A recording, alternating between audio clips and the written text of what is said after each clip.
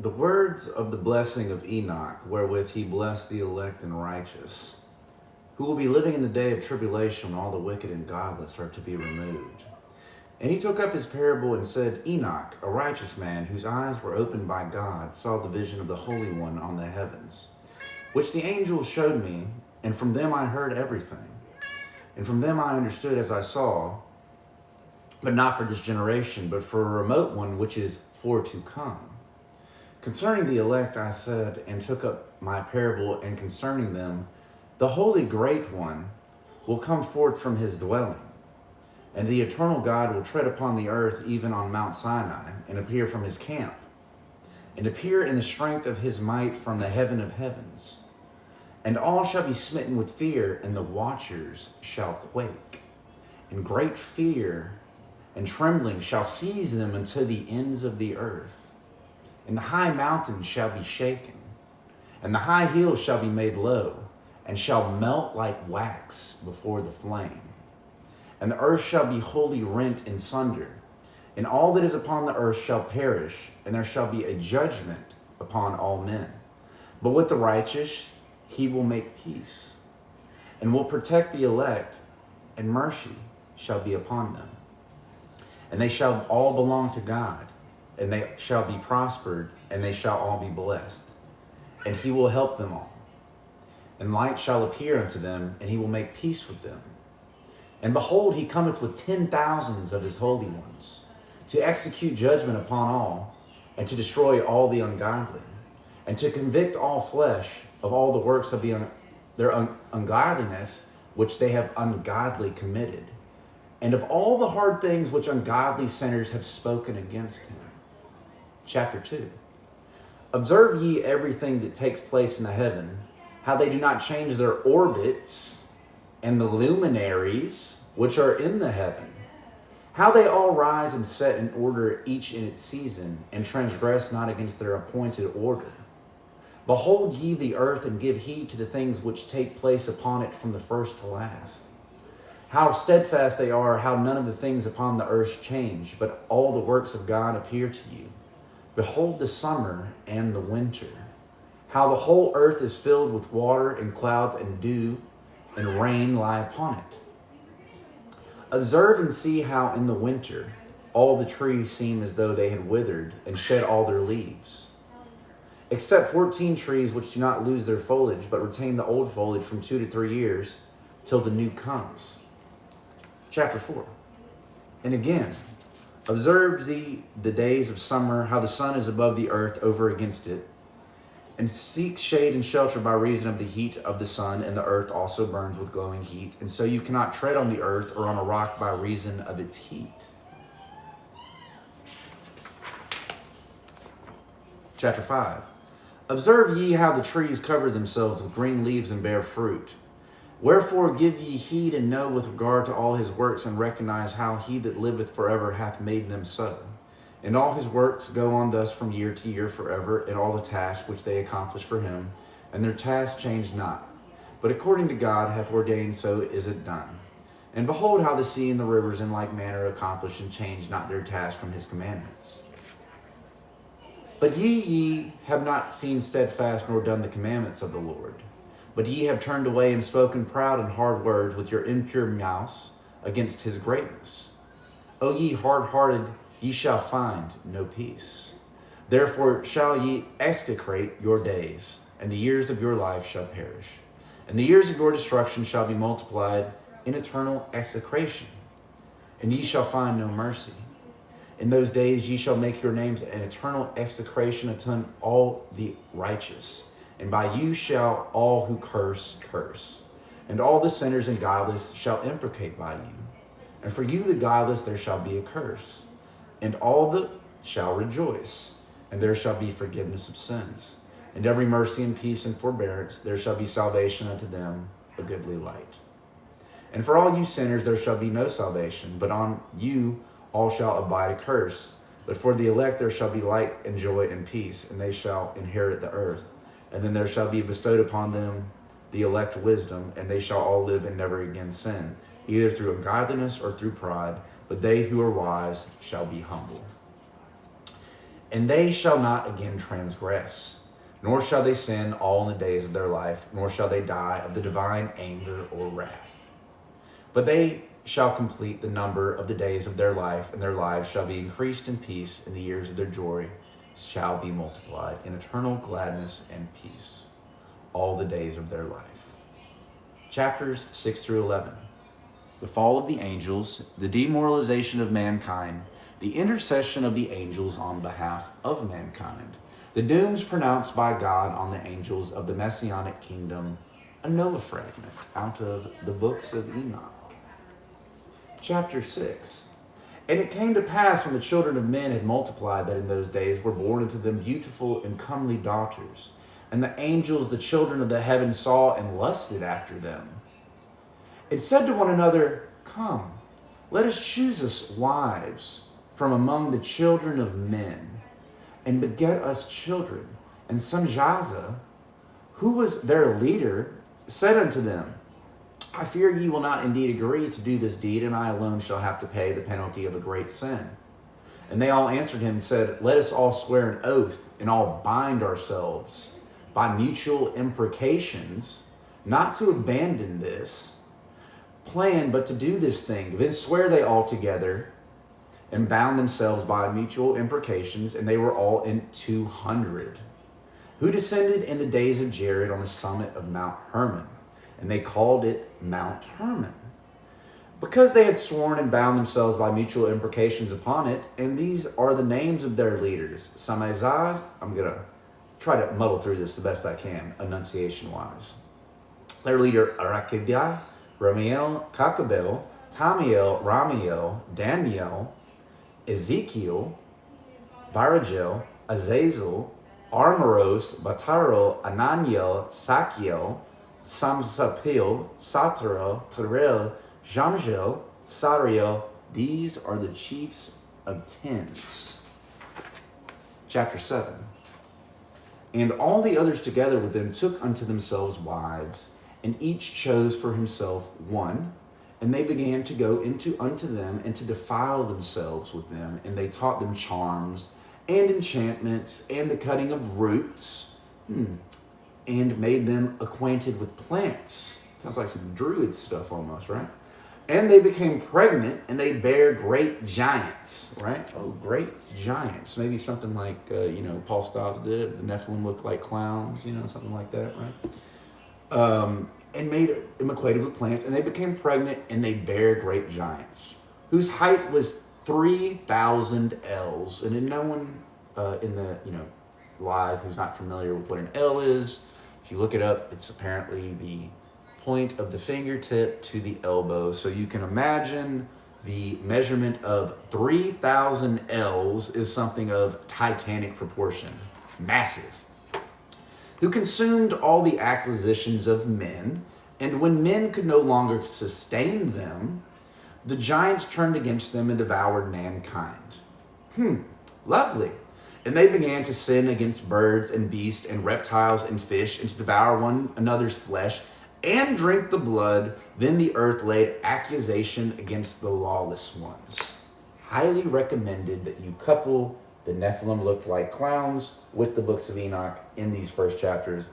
It is mind-bending. Chapter 8.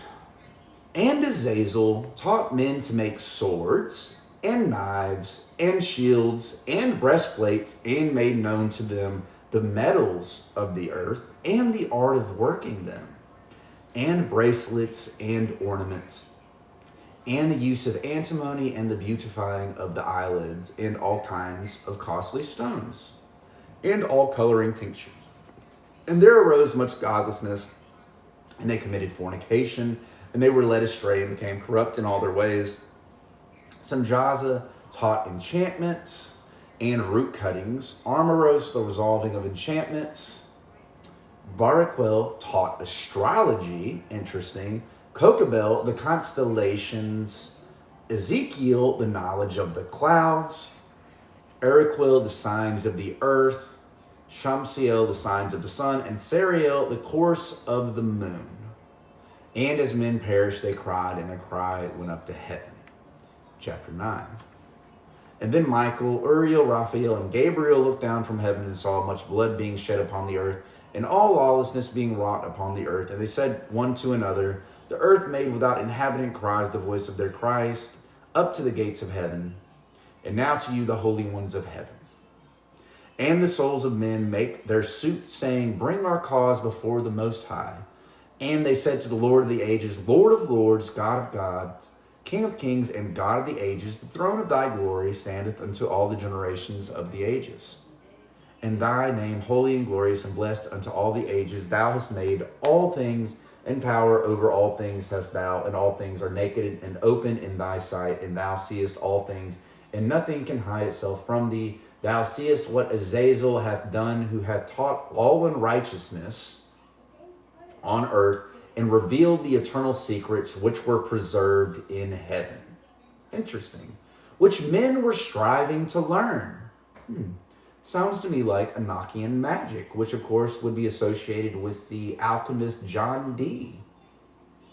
And Semjaza, to them thou hast given authority to bear rule over his associates. And they have gone to the daughters of men upon the earth, and have slept with the women, and have defiled themselves, and revealed to them all kinds of sins. And the women have borne giants, and the whole earth has thereby been filled with blood and unrighteousness. And now behold, the souls of those who have died are crying and making their suit to the gates of heaven, and their lamentations have ascended and cannot cease because of the lawless deeds which are wrought on the earth. And thou knowest all things before they come to pass, and thou seest these things, and thou dost suffer them. And thou dost not say to us what we are to do to them in regard to these. Chapter 10.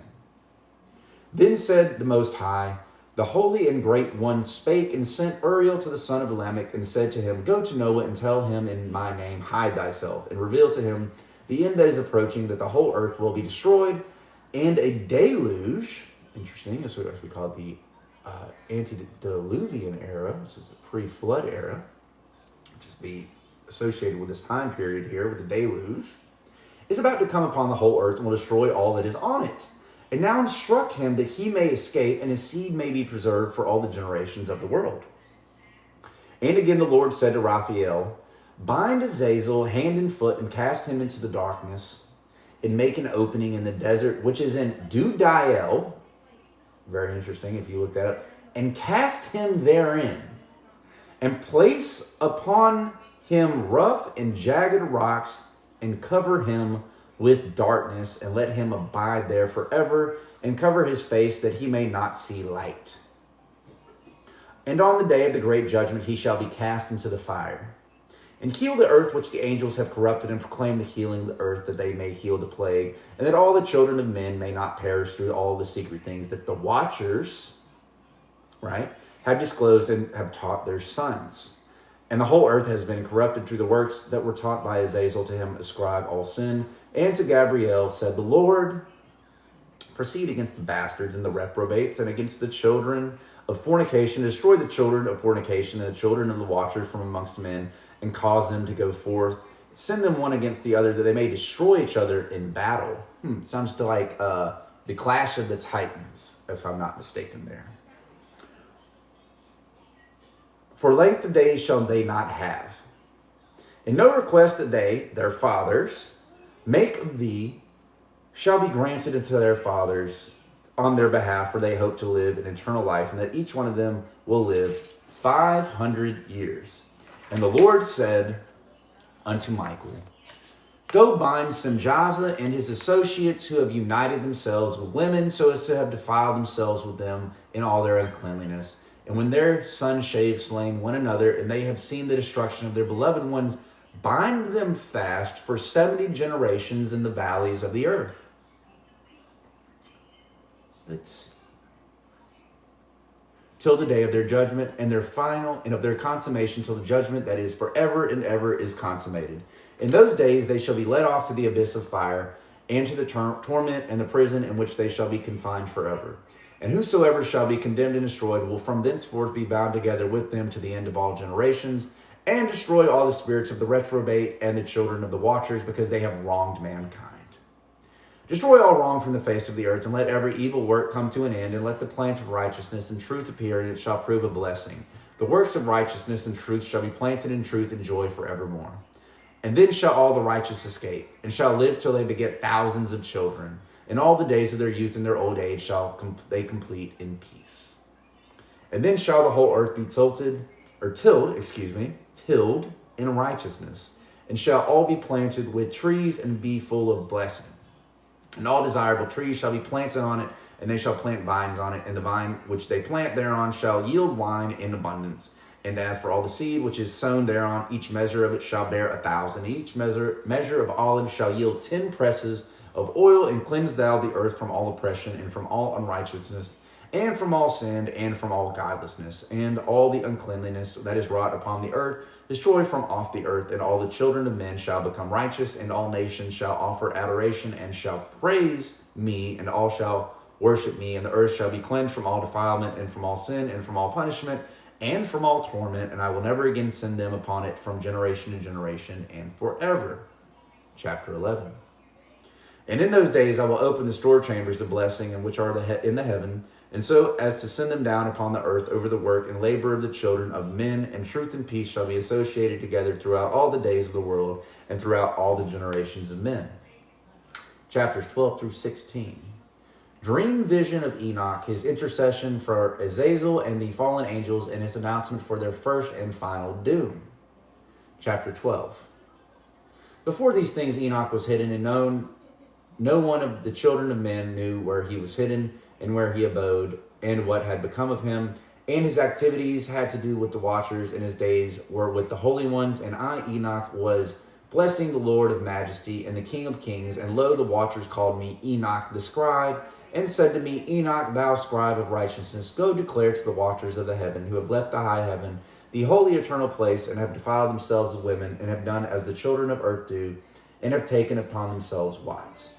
Ye have wrought great destruction on the earth, and ye shall have no peace nor forgiveness of sin. Inasmuch as they delight themselves in their children, the murder of their beloved ones shall they see, and over the destruction of their children shall they lament, and shall make supplication unto eternity, but mercy and peace shall ye not attain. Chapter 13, out of the books of Enoch. And Enoch went and said, Azazel, thou shalt have no peace. A severe sentence has gone forth against thee, to put thee in bonds, and thou shalt not have toleration nor request granted to thee, because of the unrighteousness which thou hast taught, and because of all the works of godlessness and unrighteousness, and sin which thou hast shown to men. Then I went and spoke to them all together, and they were all afraid, and fear and trembling seized them. And they besought me to draw up a petition for them, that they might find forgiveness, and to read their petition in the presence of the Lord of heaven.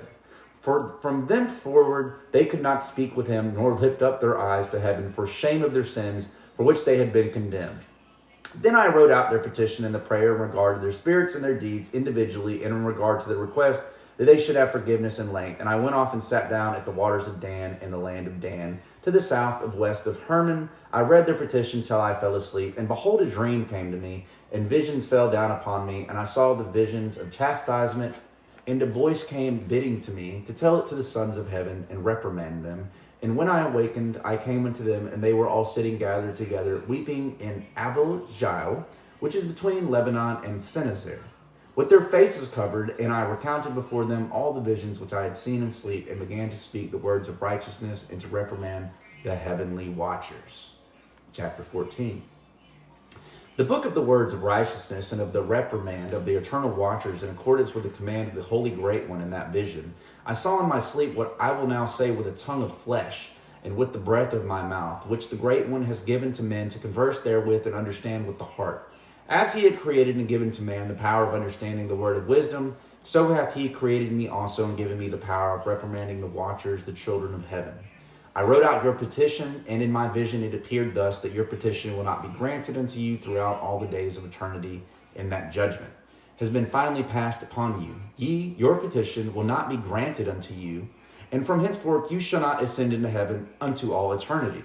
And in the bonds of the earth the decree has gone forth to bind you for all the days of the world, and that previously you shall have not seen the destruction of your beloved sons, and ye shall have no pleasure in them, but they shall fall before you by the sword, and your petition on their behalf shall not be granted, nor yet on your own, even though you weep and pray and speak all the words contained in the writing which I have written. And the vision which was shown to me thus, behold, in the vision clouds invited me, and the mist summoned me, and the course of the stars and the lightnings sped and hastened me, and the winds in the vision caused me to fly and lifted me upward and bore me into heaven. And I went until I drew nigh to a wall which is built of crystals and surrounded by tongues of fire. Interesting. And it began to affright me, and I went into the tongues of fire and drew nigh to a large house which was built of crystals. Interesting. And the walls of the house were like a tessellated floor made of crystals, and its groundwork was of crystal. Its ceiling was like the path of the stars and the lightnings, and between them were fiery cherubim. And their heaven was clear as water. A flaming fire surrounded the walls, and its portals blazed with fire. And I entered into that house, and it was hot as fire and cold as ice. There were no delights of life therein. Fear covered me. And trembling gat hold upon me, and as I quaked and trembled, I fell upon my face, and I beheld a vision. And lo, there was a second house, greater than the former. And the entire portal stood open before me, and it was built of flames and fire. In every respect, it so excelled in splendor and magnificence and extent that I cannot describe to you its splendor and its extent. It's a crazy thing to contemplate. You can't even describe it in human words. And its floor was of fire, and above it were lightnings, and the path of the stars, and its ceiling also was flaming fire. And I looked and saw therein a lofty throne. Its appearance was as crystal, and the wheels thereof as of the shining sun, and there was the vision of cherubim. And from underneath the throne came streams of flaming fire, so that I could not look thereon. Couldn't even look at it. And the great glory sat thereon, and his raiment shone more brightly than the sun, and was whiter than any snow. None of the angels could enter and could behold his face by reason. And of the magnificence and glory, and no flesh could behold him. The flaming fire was round about him, and a great fire stood before him, and none around could draw nigh him 10,000 times. 10,000 stood before him, yet he needed no counselor. And the most holy ones who were nigh to him did not leave by night nor depart from him. And until then I had been prostrate on my face, trembling. And the Lord called me with his own mouth and said to me, come hither. Excuse me, I lost my place for a second. Enoch, and said, come hither, Enoch, and hear my word. And one of his holy ones came to me and waked me, and he made me rise up and approached the door, and I bowed my face downwards. Chapter 15 of the books of Enoch. And he answered and said to me, and I heard his voice, fear not, Enoch, thou righteous man and scribe of righteousness. Approach hither and hear my voice, and go say to the watchers of heaven, who have sent thee to intercede for them, you should intercede for men and not men for you. Wherefore have ye left the high, holy, and eternal heaven, and lain with women, and defiled yourselves with the daughters of men, and taken to yourselves wives, and done like the children of earth, and begotten giants as your sons. And now ye were holy, spiritual, living the eternal life. You have defiled yourselves with the blood of women, and have begotten children with the blood of flesh. And as the children of men have lusted after flesh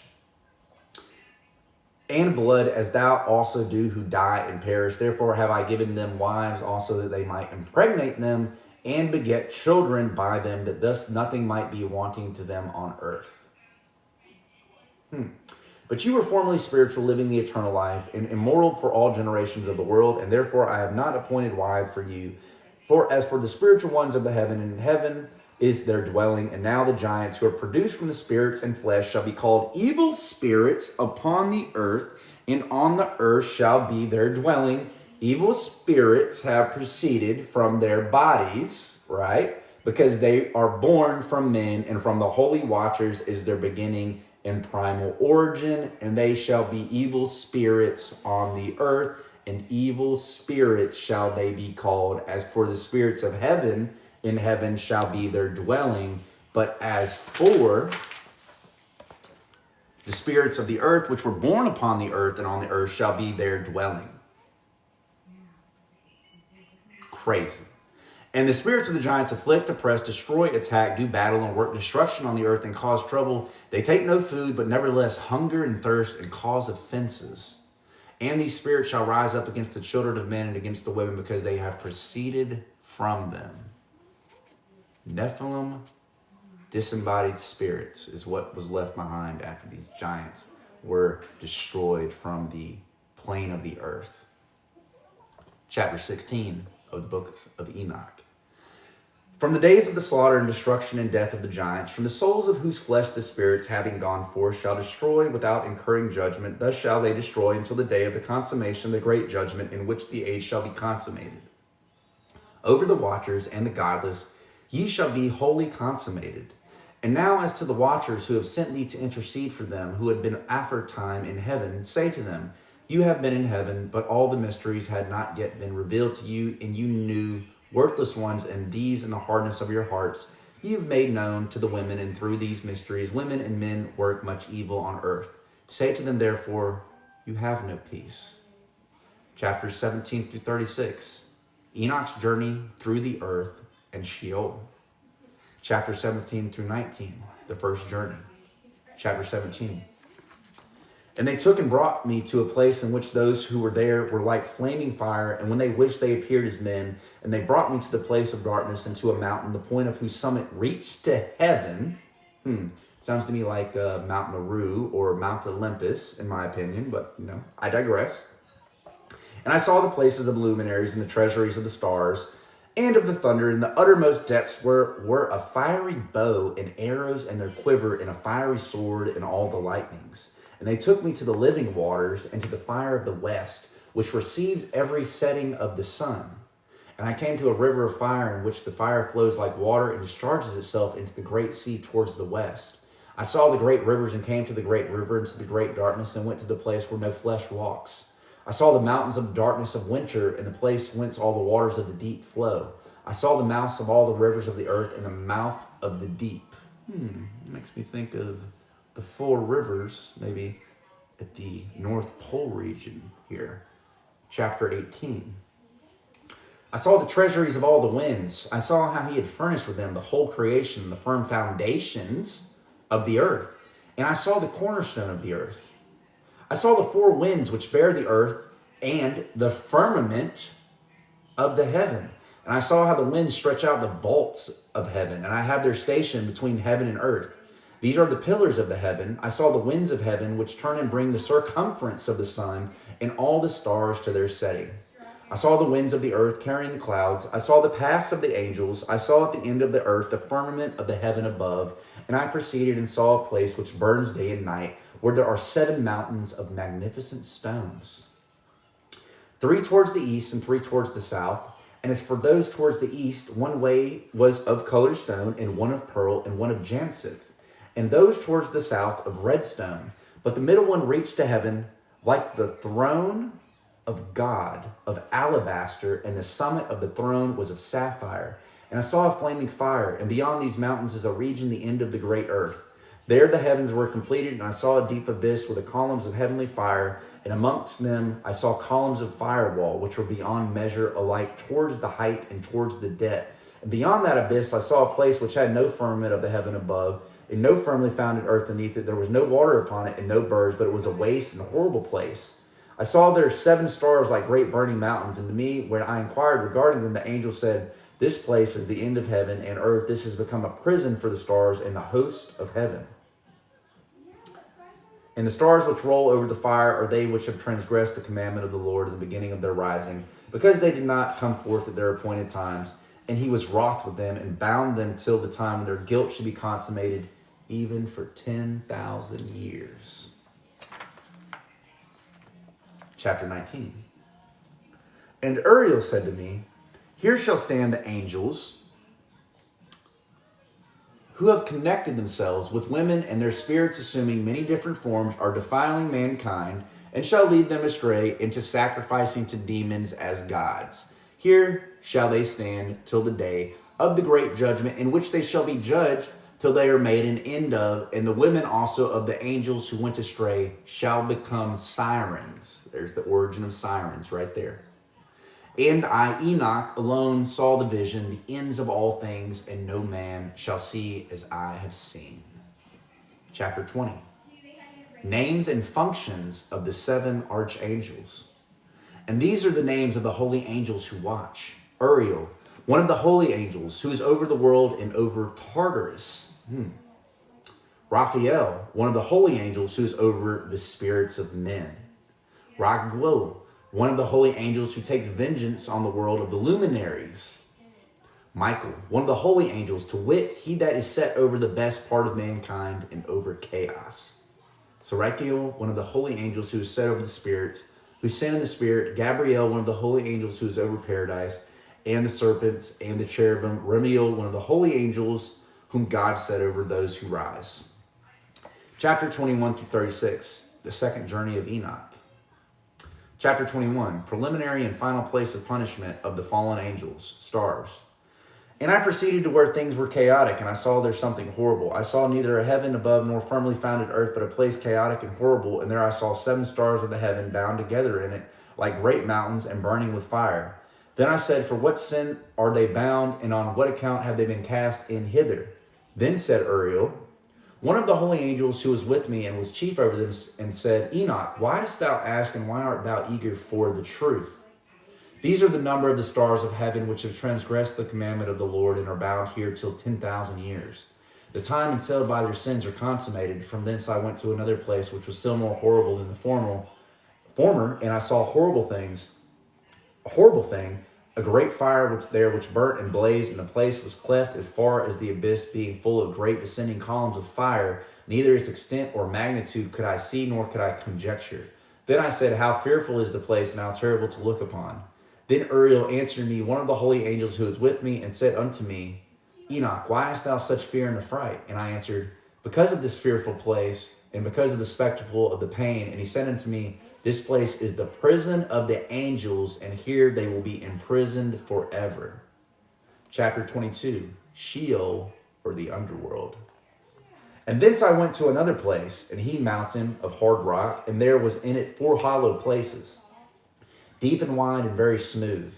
How smooth are the holy places, and deep and dark to look at. Then Raphael answered, one of the holy angels who was with me, and said unto me, these hollow places have been created for this very purpose, that the spirits of the souls of the dead should assemble therein, ye that all the souls of the children of men should assemble here.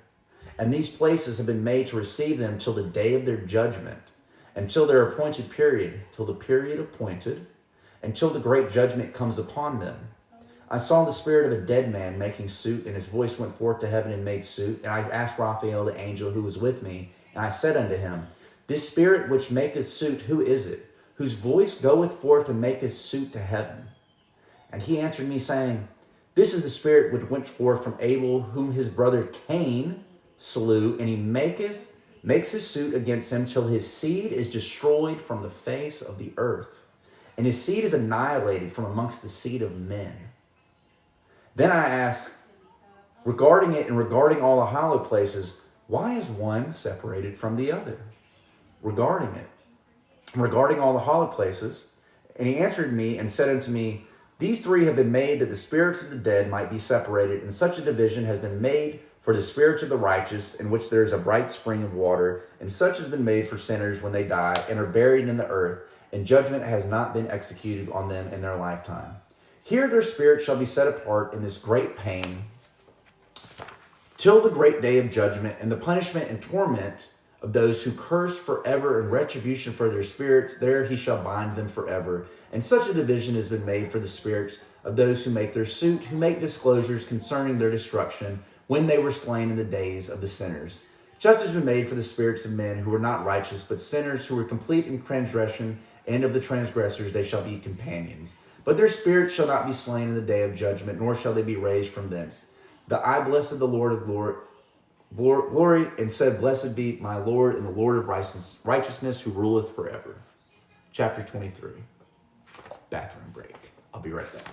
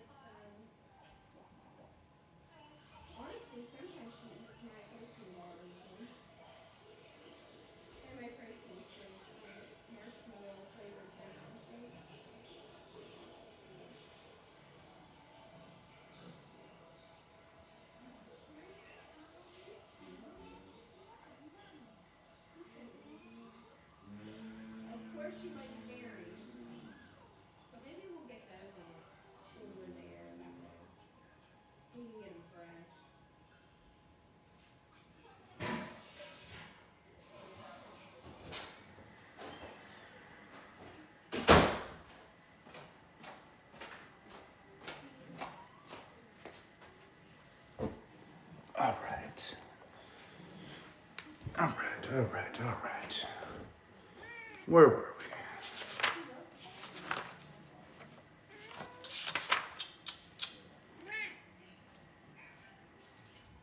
Let's see.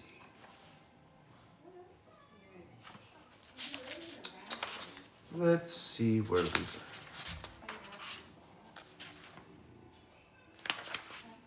All right. Chapter 23 out of the books of Enoch. Yeah, kitten.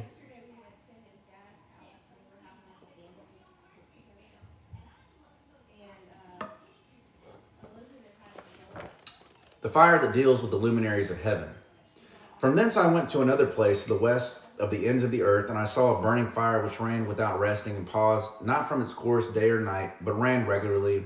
And I asked, saying, what is this which rests not? Then Raguel, one of the holy angels who was with me, answered me and said unto me, this course of fire which thou hast seen in the fire in the west, which persecutes all the luminaries of heaven. Chapter 24 through 25. The 7 mountains in the northwest and the tree of life. Which is interesting when you think about the map behind me, because maybe this is actually referring to the section of mountains that is around Hyperborea. Chapter 24.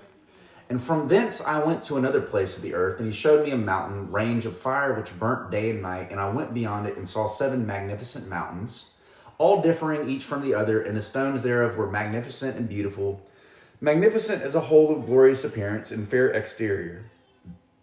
3 towards the east, one founded on the other, and 3 towards the south, one upon the other.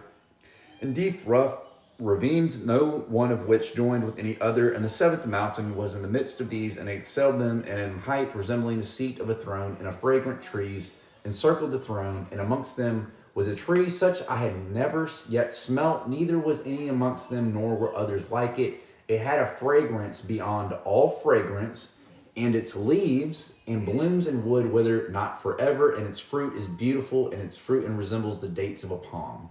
Then I said, how beautiful is this tree and fragrant, and its leaves are fair, and its blooms very delightful in appearance. Then answered Michael, one of the holy and honored angels who was with me, and was their leader. Chapter 25. And he said unto me, Enoch, why dost thou ask me regarding the fragrance of the tree, and why dost thou wish to learn the truth? Then I answered him, saying, I wish to know about everything, but especially about this tree. And he answered, saying, this high mountain which thou hast seen, whose summit is like the throne of God, is his throne, where the holy great one, the Lord of glory, the eternal King, will sit when he shall come down to visit the earth with goodness.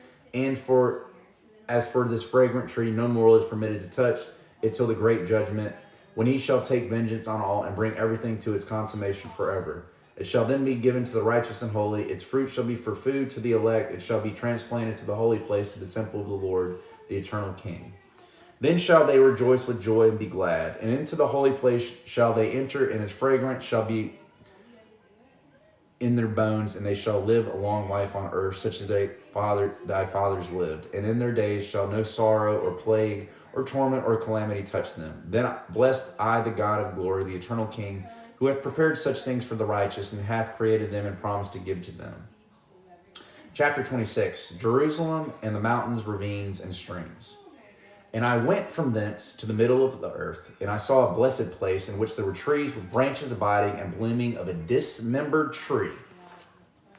There I saw a holy mountain, and underneath the mountain, to the east there was a stream, and it flowed towards the south, and I saw towards the east another mountain higher than this, and between them a deep and narrow ravine.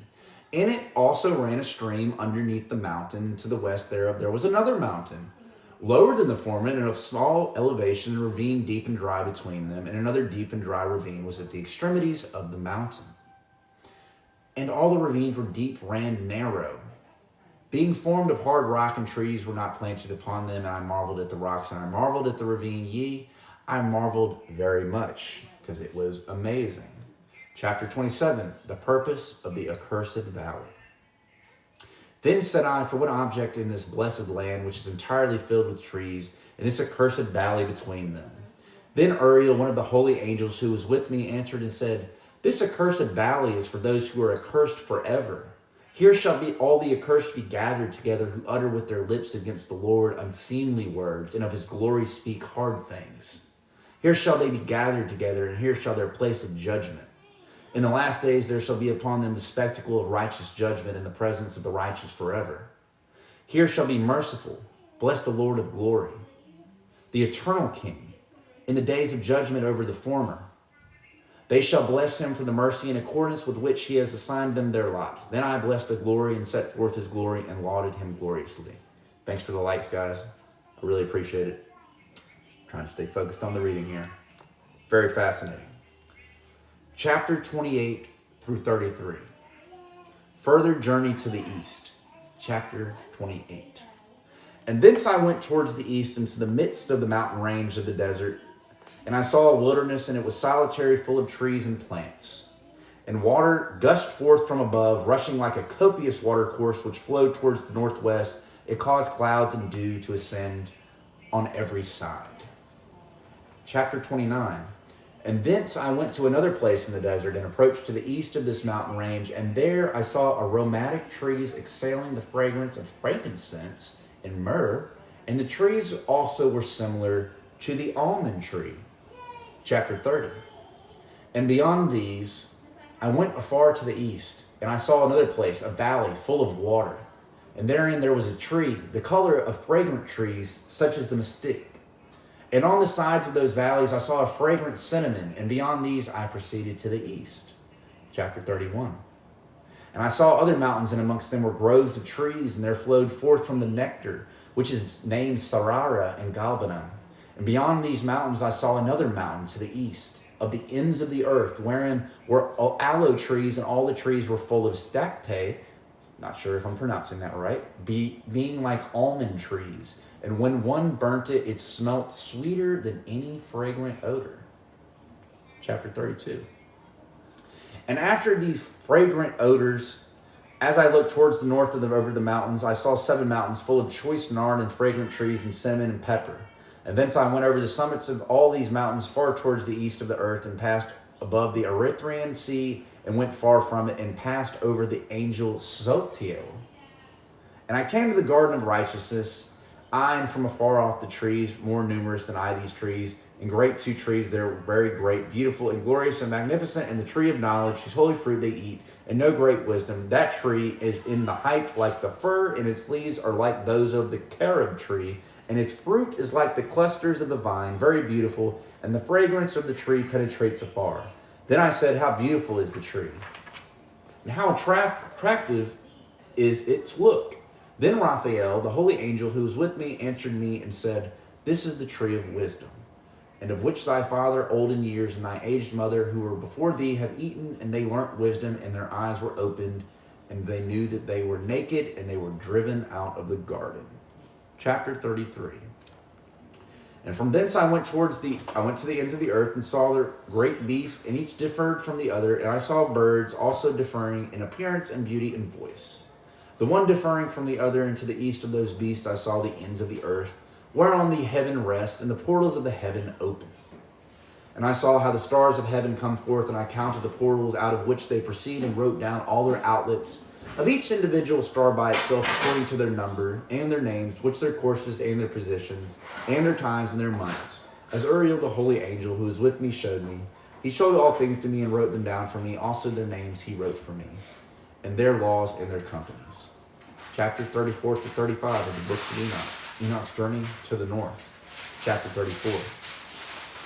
And from thence I went towards the north to the ends of the earth, and there I saw great and glorious devices at the ends of the whole earth. And here I saw 3 portals of heaven open in heaven. Through each of them proceed north winds. When they blow, there is cold, hail, frost, snow, dew, and rain. And out of one portal they blow for good, but when they blow through the other 2 portals, it is with violence and affliction on the earth, and they blow with violence. And from thence I went towards to the west, to the ends of the earth, and saw there 3 portals of the heaven open, such as I had seen in the east, the same number of portals and the same number of outlets. Chapter 36, the journey to the south. And from thence I went to the south to the ends of the earth, and saw there 3 open portals and of the heaven, and thence there come dew, rain, and wind. And from thence I went to the east to the ends of the heaven, and saw here the 3 eastern portals of heaven open, and small portals above them. Through each of these small portals pass the stars of heaven and run their course to the west on the path which is shown to them. And as often as I saw, blessed always the Lord of glory, and I continue to bless the Lord of glory, who has wrought great and glorious wonders to show the greatness of his work to the angels and to spirits and to men, that they might praise his work and all his creation, that they might see the work of his might and praise the great work of his hands and bless him forever. And I think we'll switch up on that note, because this is section 2 here of the books of Enoch. I think we'll switch it up and go over to The Nephilim Looked Like Clowns by Paul Stobbs. Hope everybody's doing good today. Wherever you may be in our realm.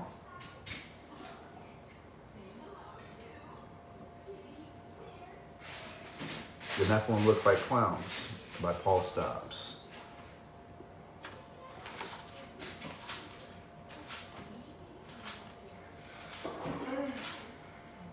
Section 1, the foundation.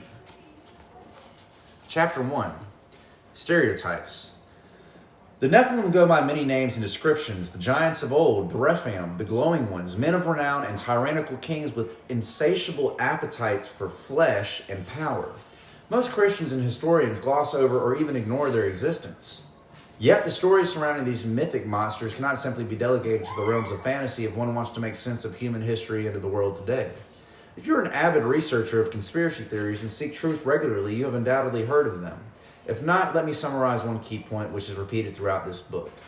The once physical Nephilim giants of the antediluvian past, antediluvian means pre-flood naturally, past are now the spiritual demons that plague humanity's nightmares today, and the clown is a purposely crafted occult symbol designed by nefarious secret societies to channel them during invocation rituals. I bet you are itching for me to cut straight to the point where I justify the wild claims that clowns have anything at all to do with ancient giants and modern-day demons. I don't blame you. The idea sounds utterly absurd. If someone had come to me claiming such a thing a decade ago, I would have thought they were the real clown trolling for clout. Therefore, I think it's best to first lay a solid foundation to build this bizarre funhouse of theory upon by examining the history of these monsters before we explain their aesthetic features. I want you, the reader, to first know that I come at all this research from the biblical perspective. There is no lens more suited to clarify the nature of our existence. I am also sure that the truth in the Bible perfectly frames the spiritual battles we find ourselves embroiled within. However, I am an artist, not a theologian, and I am afraid I don't speak fluent Christianese, as I only became a born-again convert in my mid-20s in 2014. For those raised in a religious household who regularly attended church, my style and attitude may not reflect that of a typical Christian. I'm certainly no preacher, and I'm not a zealot. The point of this book and my only intention is to present the facts that as I see them. To prove my theory is more than mere speculation. You good? I was putting the potatoes in the oven. All right, babe. They're going to cook for like an hour. You just let me know when you're ready. Regardless of where one stands on this, is Christianity true debate? What I'm asking people to consider can only be understood if they have already opened their hearts to the idea that the mainstream understanding of ancient history could be false. At the very least, they must be open to reinterpreting the stories taught to them by the heavily controlled educational system, perhaps by Dr. J. Winter said it best during his final ruminations on his translation for the complete book of Enoch Standard English Version, which, of course, I was just reading out of right there. The bulk of information pertaining to these giants seems to be clustered in the body of biblical knowledge of which no other codex contains more references or information about. This mystery itself seems best solved by poring over the evidence with diligent study performed by reading with not the eyes, but rather the heart. I've been examining the nature of demons and their impact on history through their recorded interaction with humans. These studies include their initial creation, modus operandi, and a factor more pertinent to this book's subject matter, how they looked. Hopefully, sharing this knowledge will readily prepare for battle those who have considered the spiritual wickedness they may face during their lifetime. How can you defend yourself if you don't know what the enemy looks like? How can you distinguish an enemy from a friend when that thing from another dimension inevitably reaches out to you and imparts its strange wisdom? If you are completely honest with yourself, would you even know what a demon looks like if one appeared before you? I bet you said yes to that final question, bolstered by years of avid horror movie watching and cryptid research. But you must never forget that even Satan poses as an angel of light. As unique individuals with varying degrees of knowledge and experience with paranormal spiritual matters, we all have specific nightmares that come to mind when one utters the word demon. For the majority of people, clowns wouldn't be at the top of the list in any serious capacity, but a small percentage of the population with a crippling fear of clowns may see it differently. Let us start by breaking down the three most popular types of demonic archetypes for the sake of posterity, starting with the cartoon stereotype. If somebody's closest brush with spiritual concepts is from cartoons and TV tropes, I assume they think of bat wings, cloven hooves, horns, a pointy tail, goatee combo with a red skin, and maybe a pitchfork. When it isn't torturing a naked soul in a flame-filled hellscape, you will often find this cheeky character hovering over the shoulder of a dopey protagonist facing a moral quandary, whispering bad advice into their ear. This devil opposes a white-robed angel offering sage advice in the other ear. The dichotomy of the demon versus angel is a common trope that derives from the dangerous misunderstanding that a demon is a fallen angel of some kind, therefore equal to the angels of heaven. This comedic stereotype is an amalgamation of pagan iconography from the artworks of antiquity, a sprinkling of medieval imagination.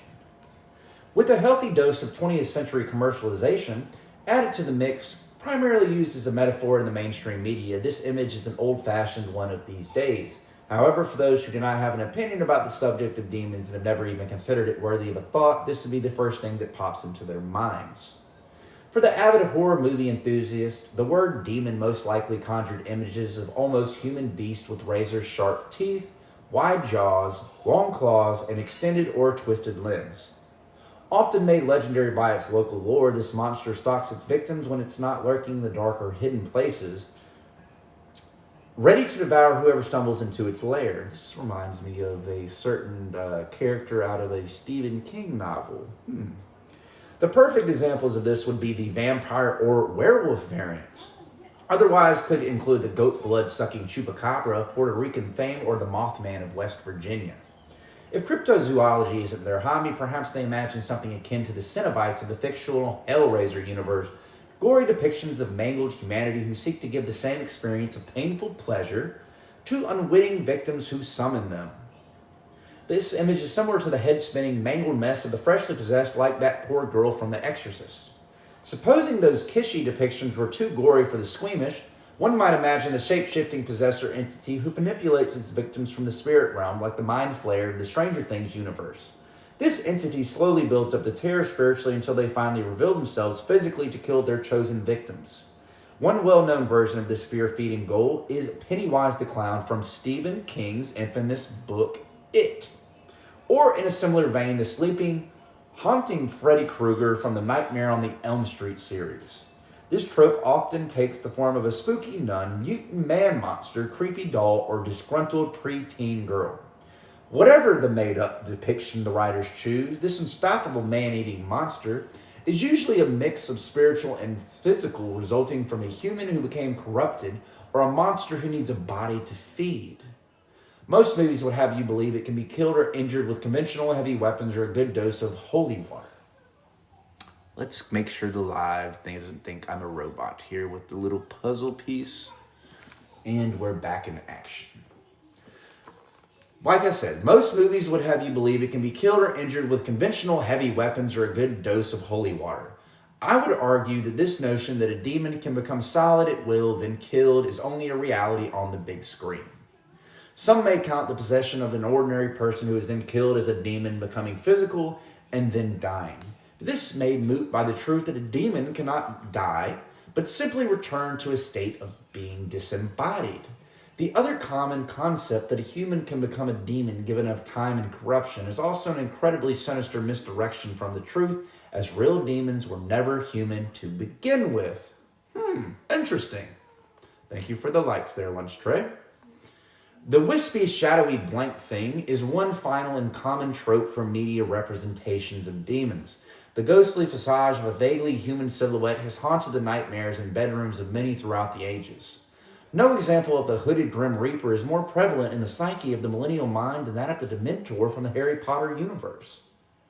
Or, if that doesn't quite cut it, consider the near-identical Nazgul of Tolkien's Lord of the Rings trilogy. an energetic vampire whose very presence drains the life force from its captives, death incarnate. The wispy, shadowy black thing has been a stock description for first-hand experiences of unknowns that go bumping in the night, for decades now in the form of shadow people. A similar example to this would be the dreadful old hag, who is known to sit on the chest of its victims, suffocating them as they lay wide awake and paralyzed. That's the sleep paralysis demon that Paul is referring to there.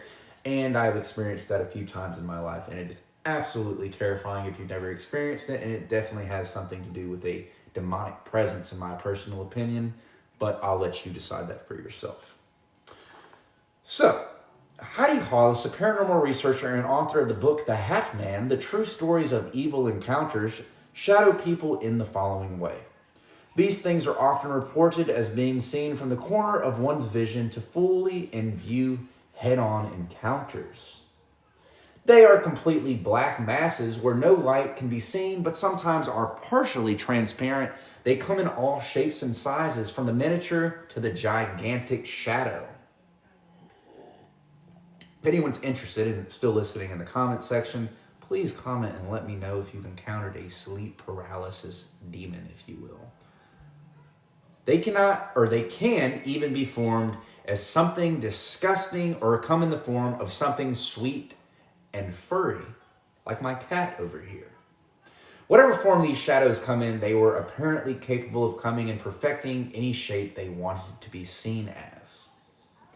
I agree with Hollis that these shadowy entities are slippery in their appearances, shifting to best suit their desired target. As far as stereotypes go, this description is one most grounded in the real experiences of those who suffer from demonic oppression. However, I would interject that these entities are not smoke and shadow, as they may first seem in the darkness of night. If one brought the shadow people into the light, seen within their dimension, their forms would be freakishly colorful. I'm confident these monsters merely manifest into our view as wispy, shadowy, black things due to the human victim's limited visual capabilities, which I have to actually add in my personal experience under psychedelics. I have encountered these, was what Terrence and Dennis McKenna have labeled as the machine elves of the DMT universe, if you would, or I guess you could say multiverse, or whatever type of universe you want to ascribe to it.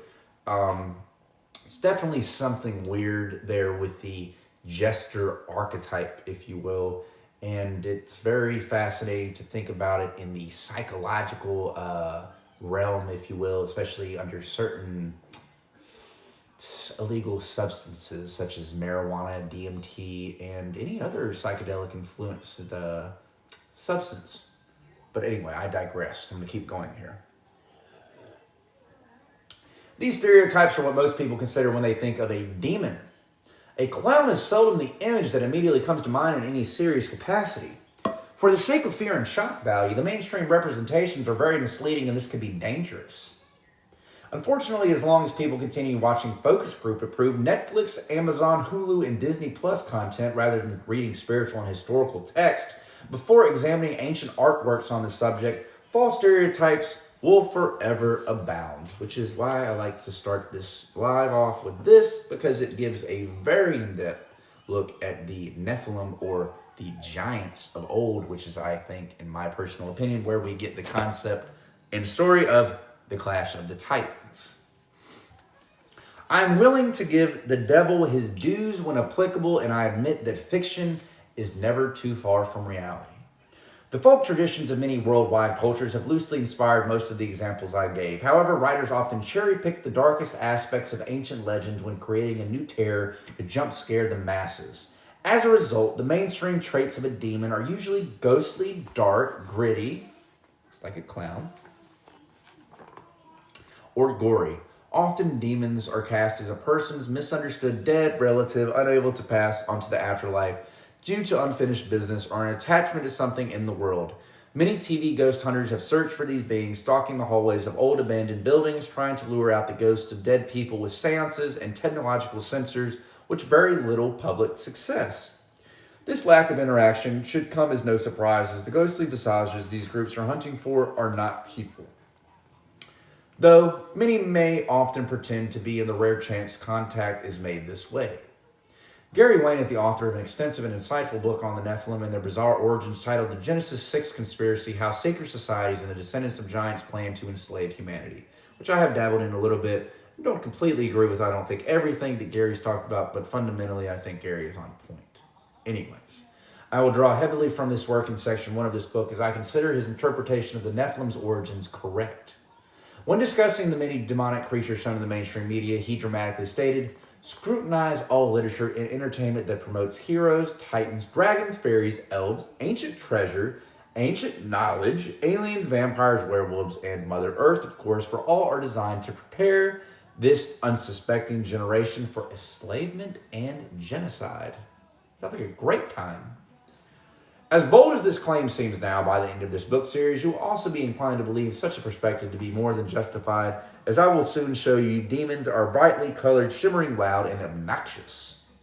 They surround, every one of us everywhere at all times. Their colorful attributes manifesting through those who are influenced and possessed by them. Thank you, Metaphor of Mine, for all the shares. I really do appreciate that, brother. They surround every one of us everywhere at all times, their colorful attributes manifesting through those who are influenced and possessed by them. There are powerful and manipulative people in this world with a malicious agenda who commune with them regularly and even openly venerate them in all polka dot forms. Soon you will understand that we call demons are not fallen angels, spirits of dead relatives, or physical monster hunting us like prey anymore. Thank God. They are a legion of disembodied spirits existing just beyond a thin veil of perception right here on earth with us. These spirits consist of a race of once giant rulers whom we call the Nephilim or Nephilim, as well as others which I will reveal in chapters 7 and 9. Just beyond an illusory veil is a colorful fractal pattern matrix that governs the laws of our reality, a reflection of this world hidden from our visual capabilities. This place would be a perfectly natural and safe place to interact with if it weren't now the fairground of the once mighty fallen Nephilim. The Nephilim look like jesters in this ethereal realm today, but when they had bodies, the Nephilim looked like clowns. Creepy. Chapter 2, the meaning of a name.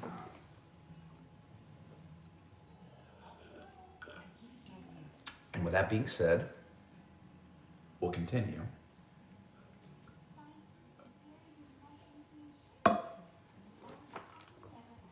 Before we discuss how the Nephilim looked during their reign of terror, it is probably a good idea to explain just who the Nephilim were and how they came to be. This section and its following chapters will be an embraced history of Nephilim creation, the rebellion of the angels, and the corruption of humanity. Many subjects I will touch upon could have their own excessively long books written about them. As there is only so much I can cover before this book becomes a daunting and unreadable tome of dry history and information, as fun as that sounds, I will summarize as clearly as I can the story as understood from a contrarian biblical viewpoint. Once this historical foundation is established, we can explore the clown aspect and where it fits into this narrative. The first thing to understand is that Nephilim is an umbrella term for multiple tribes of giants with varying bodily attributes unique to their kind. The word finds its source within the Hebrew text of the Old Testament. To quote the first book of biblical canon, Genesis chapter 6, verse 4, "There were giants in the earth in those days, and also after that." Thank you, sir. "When the sons of God came in unto the daughters of men, and they bore children to them, the same became mighty men, which were of old men of renown." Absolutely. This book is fascinating. And if you're new to the subject, which I'm sure you aren't, Metaphor of Mine, I highly suggest to check out Paul Staub's channel, Understanding Conspiracy, and subscribe and like. He's definitely a leading authority. He's not the only authority on this subject, but he's definitely went full beast mode, in my opinion, on this subject. Let's continue. Men which were of old, men of renown. The word giant in the King James Version above is a faithful translation. However, the word is replaced by translators with Nephilim. In many other Bible versions, such as the New International Version, and for good reason, if we examine Strong's Concordance, love Strong's Concordance, anybody that does want or actually wants to know biblical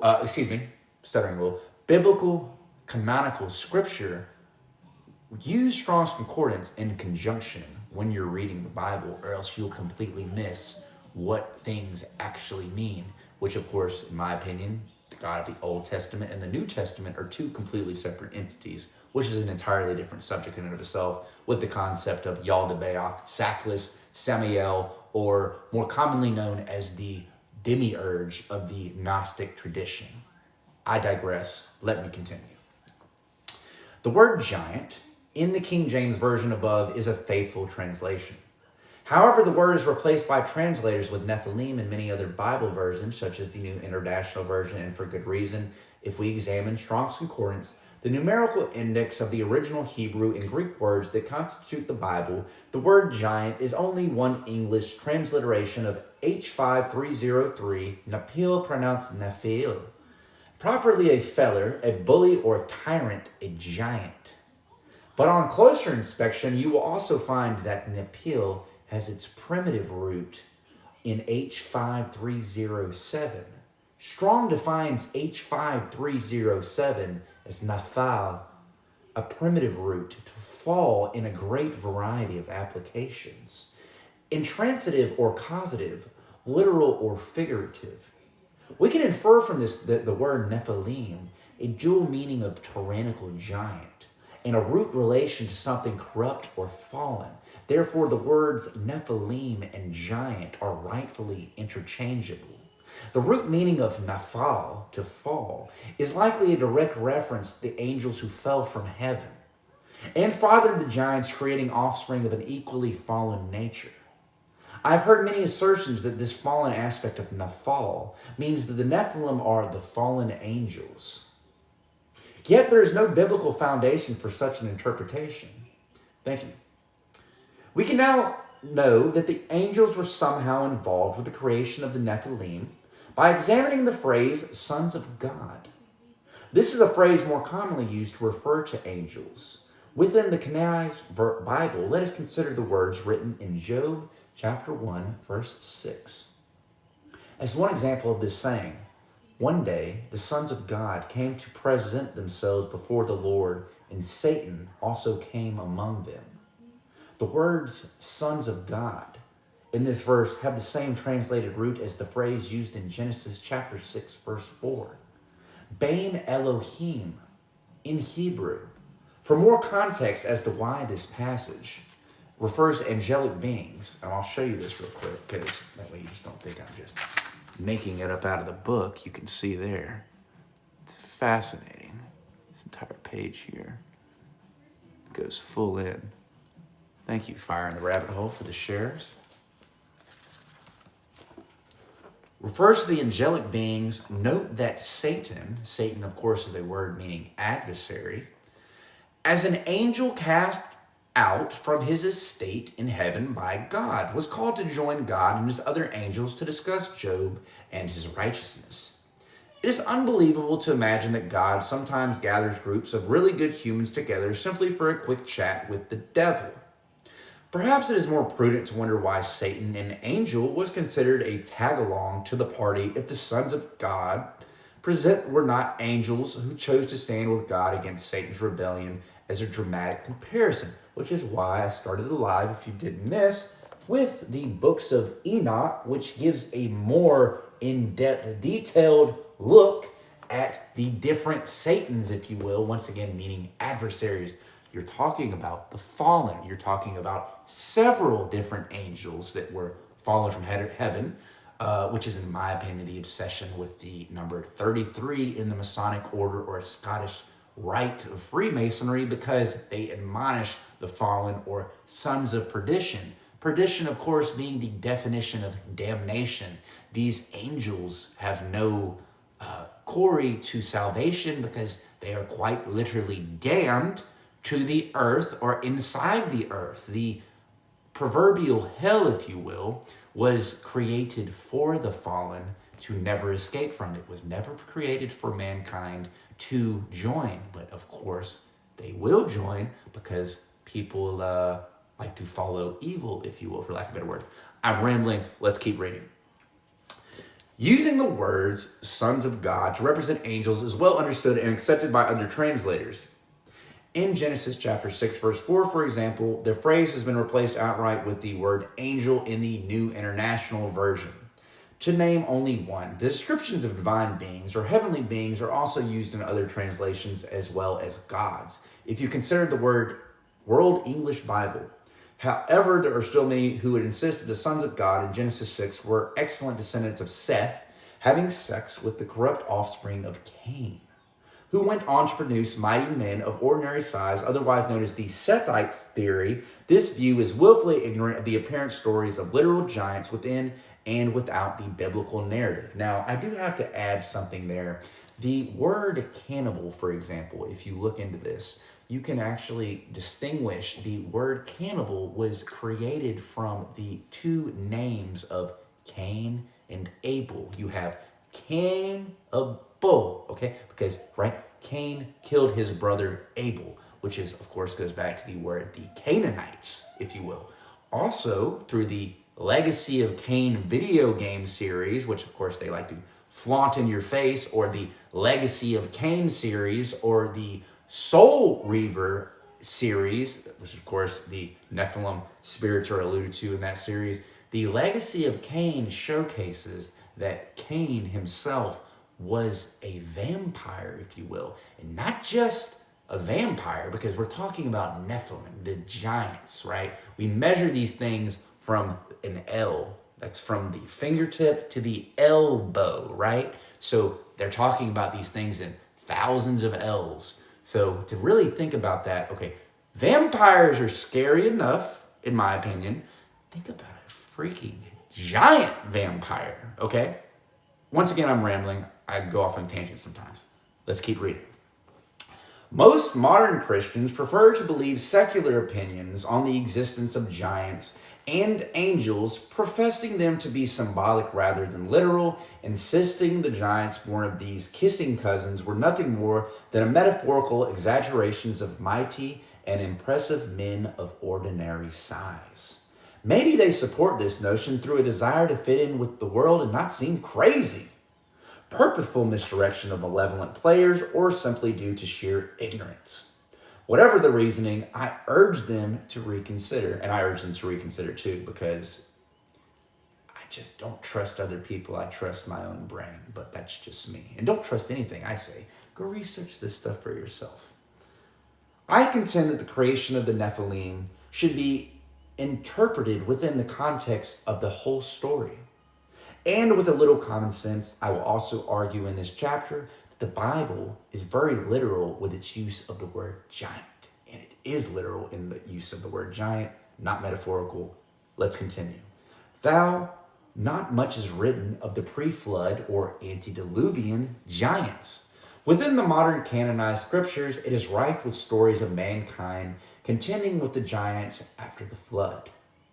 We can glean some insight into their size from these tales. Let us first note King Og of Bashan, the infamous last remnant of the giants whose bed was said to be 13 feet long and 6 feet wide. And I'm not making that up. That's literally what it's saying right there. I know it's probably backwards on your screen, but you know, if you're like me, you're probably dyslexic. So check that out. That is wild.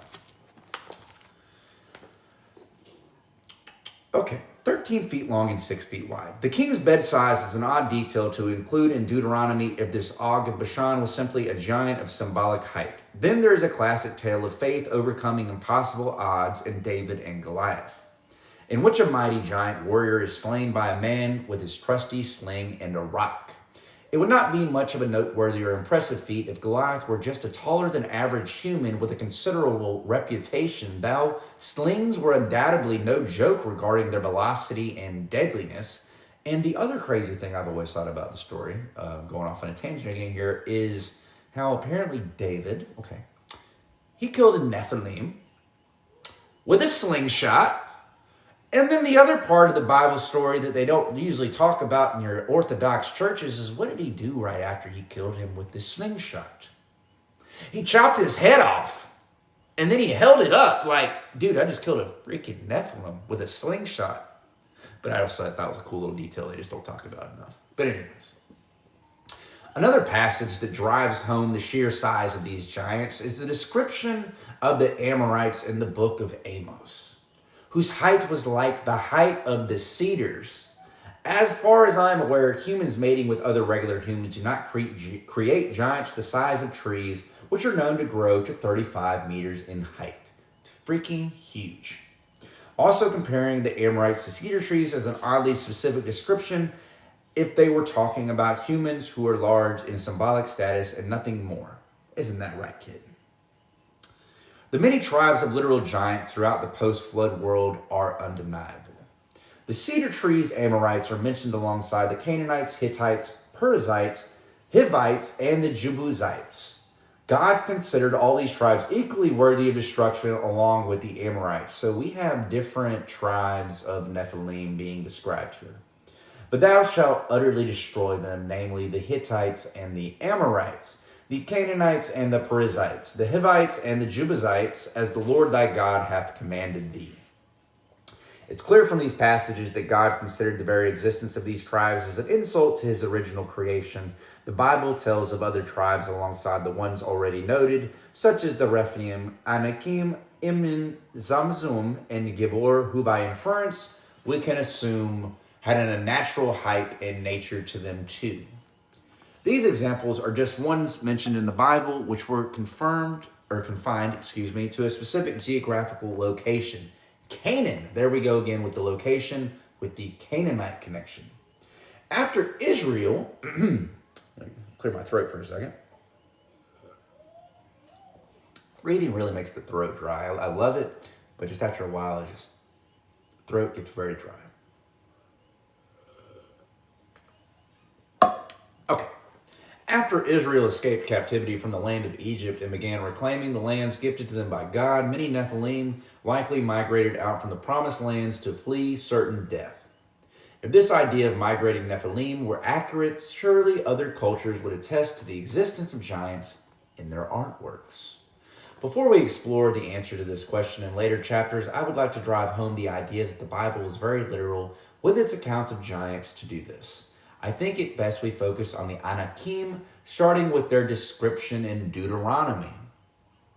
A people great and tall, the children of the Anakims, whom thou knowest and of whom thou hast heard say, who can stand before the children of Anak?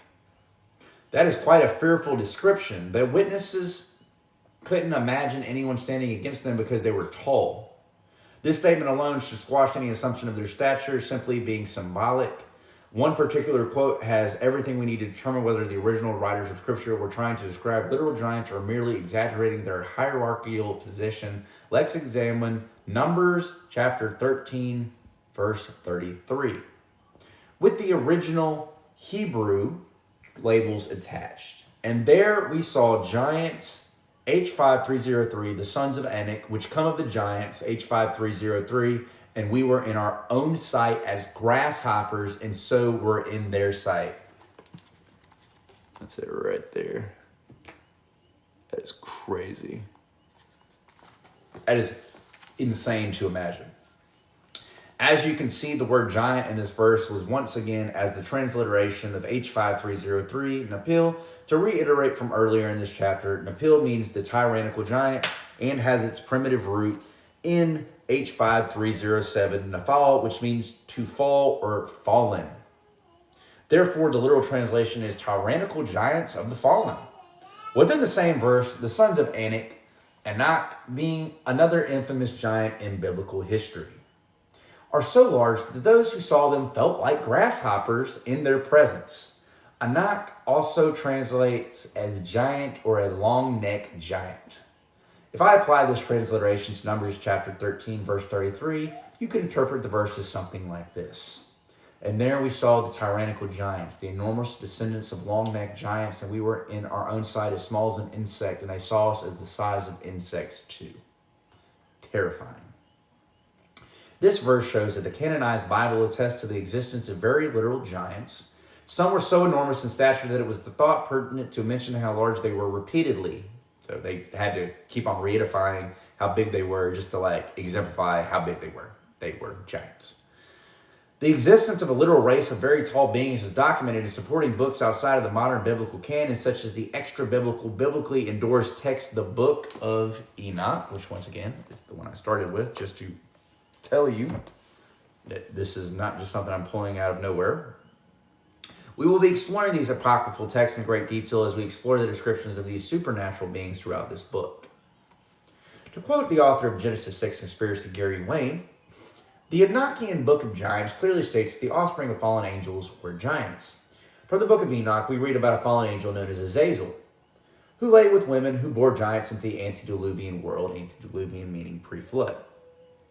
The Kibrid Nagast also confirms the offspring of women and angels grew up to be giants, just as the first Book of Enoch does. The Book of Enoch, too, concluded giants were indeed the offspring of the sexual union between human females and the Watchers. Enoch reiterates this point in the second book of the Secrets of Enoch, where Gregory, giant angels, produced marvelous great men that were giants. In Chronographia, Syncelis revealed a narrative about Watchers who copulated with mortal women to produce giants. In this paragraph, Wayne also glimpses at the numerous accounts across multiple cultures, all attesting to the angels or gods mixing with women and creating a race of giants who ruled over humanity. We will begin exploring these extra biblical texts in the following chapters to get into the minds of these sons of God. Maybe then we can figure out why they decided to abuse their God-given trust and somehow reproduce with human women in the first place. And then we move on to chapter 3, mankind's jealousy and pride. I'm going to use a quick bathroom break, and I will be right back, and we will keep it moving. Of The Nephilim Looked Like Clowns by Paul Stotts.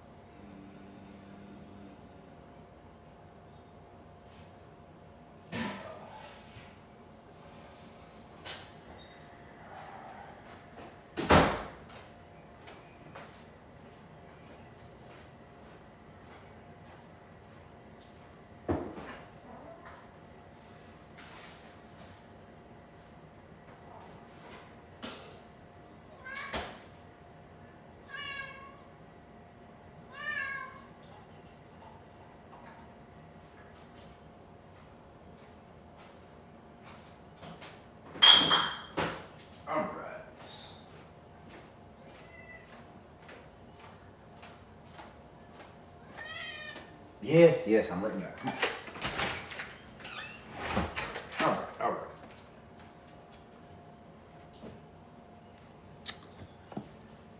All right. All right. We are back.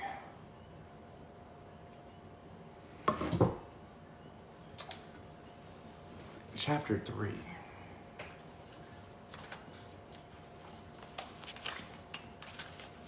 Let's see.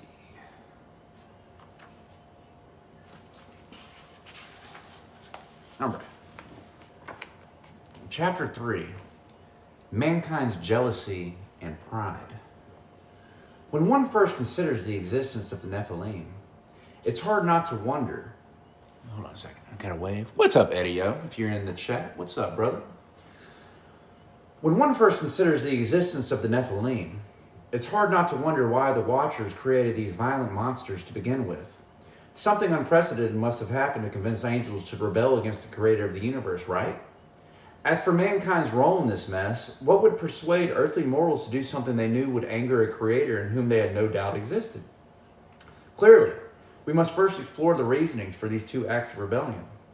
Before we come full circle to the creation of the Nephilim, these are the sins of man and the sins of the heavenly host, the evil of man, the rebellion of angels, and the tyrannical terror of the Nephilim offspring were a trifecta of corruption and destruction, making the pre-flood, antediluvian era world a genuinely horrific time to be alive. And I've told this to people for years. I said, everyone said, oh, I just wish I lived back in the day, right?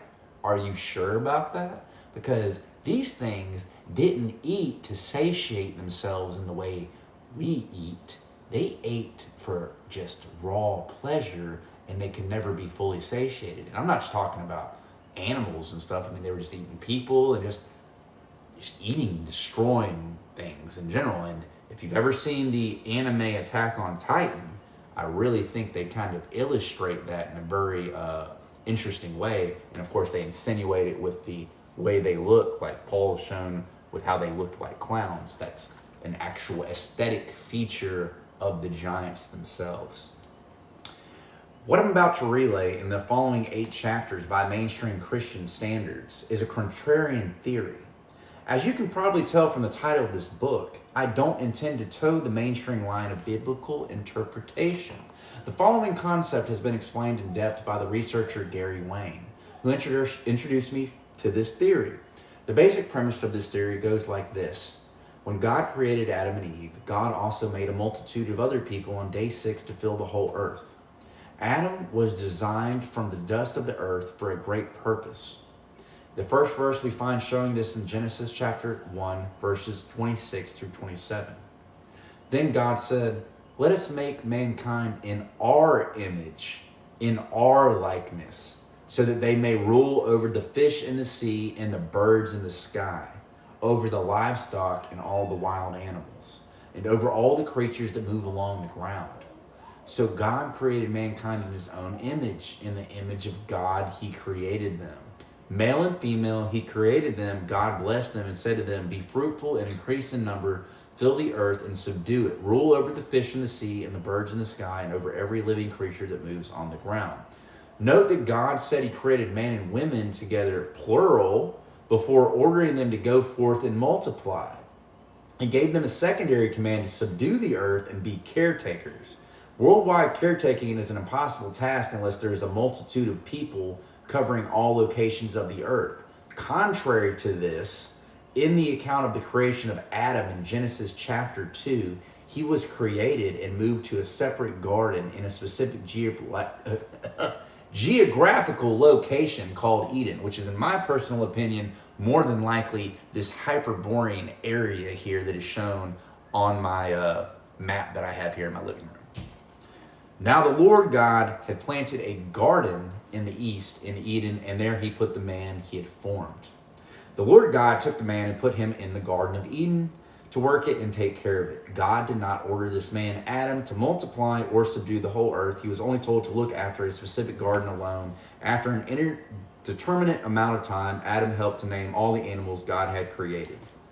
If I'm not responding to likes or anything else anybody's commenting on, it's just because I'm focusing on reading and I want to just make sure everybody's enjoying the live experience. So don't take it personally if I don't engage as much as you like or I'm not responding. Anyways, thanks for the likes. Thanks for everything, guys. Honor not even the angels were given. It was only after Adam finished naming all the animals that God finally created Eve. The man gave names to all livestock and to the birds of the heavens and to every beast of the field. But for Adam there was not found a helper fit for him. So the Lord God caused a deep sleep to fall upon the man. And while the sweat took one of his ribs and closed up its place with flesh, and the rib that the Lord God had taken from the man, he made into a woman and brought her to the man. Then the man said, "This is the last bone of my bones and flesh of my flesh. She shall be called woman because she was taken out of man." The specific use of language in these verses shows that Adam was simply another man, singular, separated from all other men and women on the earth. Adam was put aside in the Garden of Eden for a purpose yet to be apparent in the earthly parts of the biblical account. It is evident, however, that Adam had a very close relationship with God. From this, we can assume that he would have been taught many deep and complicated things about creation. This divine information will become vital in understanding why we have secret societies today and an overarching conspiracy later in the book. It's fascinating when you think about that, because he's implicating the secret societies were started all the way at the very beginning. This isn't something, once again, there's nothing new under the sun, but he's insinuating the secret society notion. It does go back to Hyperborea. It does go back to Mount Meru. It goes back to the Garden of Eden. This isn't something that just popped up yesterday. This is why the Greek pantheon has shown so much in my personal research, in my opinion, in so many different ways, such as the Order of the Golden Fleece, for example, which you can actually see in aesthetic buildings in Atlanta, Georgia, for example. When I was living there, you could literally see these facades, and they're covered with these Masonic, esoteric meaning secret, symbolisms, etc., because this goes back into the Tartarian Empire or the millennial reign of Christ or the old world, or whatever name or connotation you want to give to it. And everybody's got a different perspective on that. I don't want to get personal. I'm just trying to illustrate that this is an ancient concept of secret societies, of the Illuminati, of all of these things. Let's keep going. For now, what we can know for sure is the specific lineage of Adam was of extreme importance to God, as his lineage is followed meticulously throughout the Old Testament from Seth to Noah. Before the flood, Noah was the last righteous man before the flood that reset creation.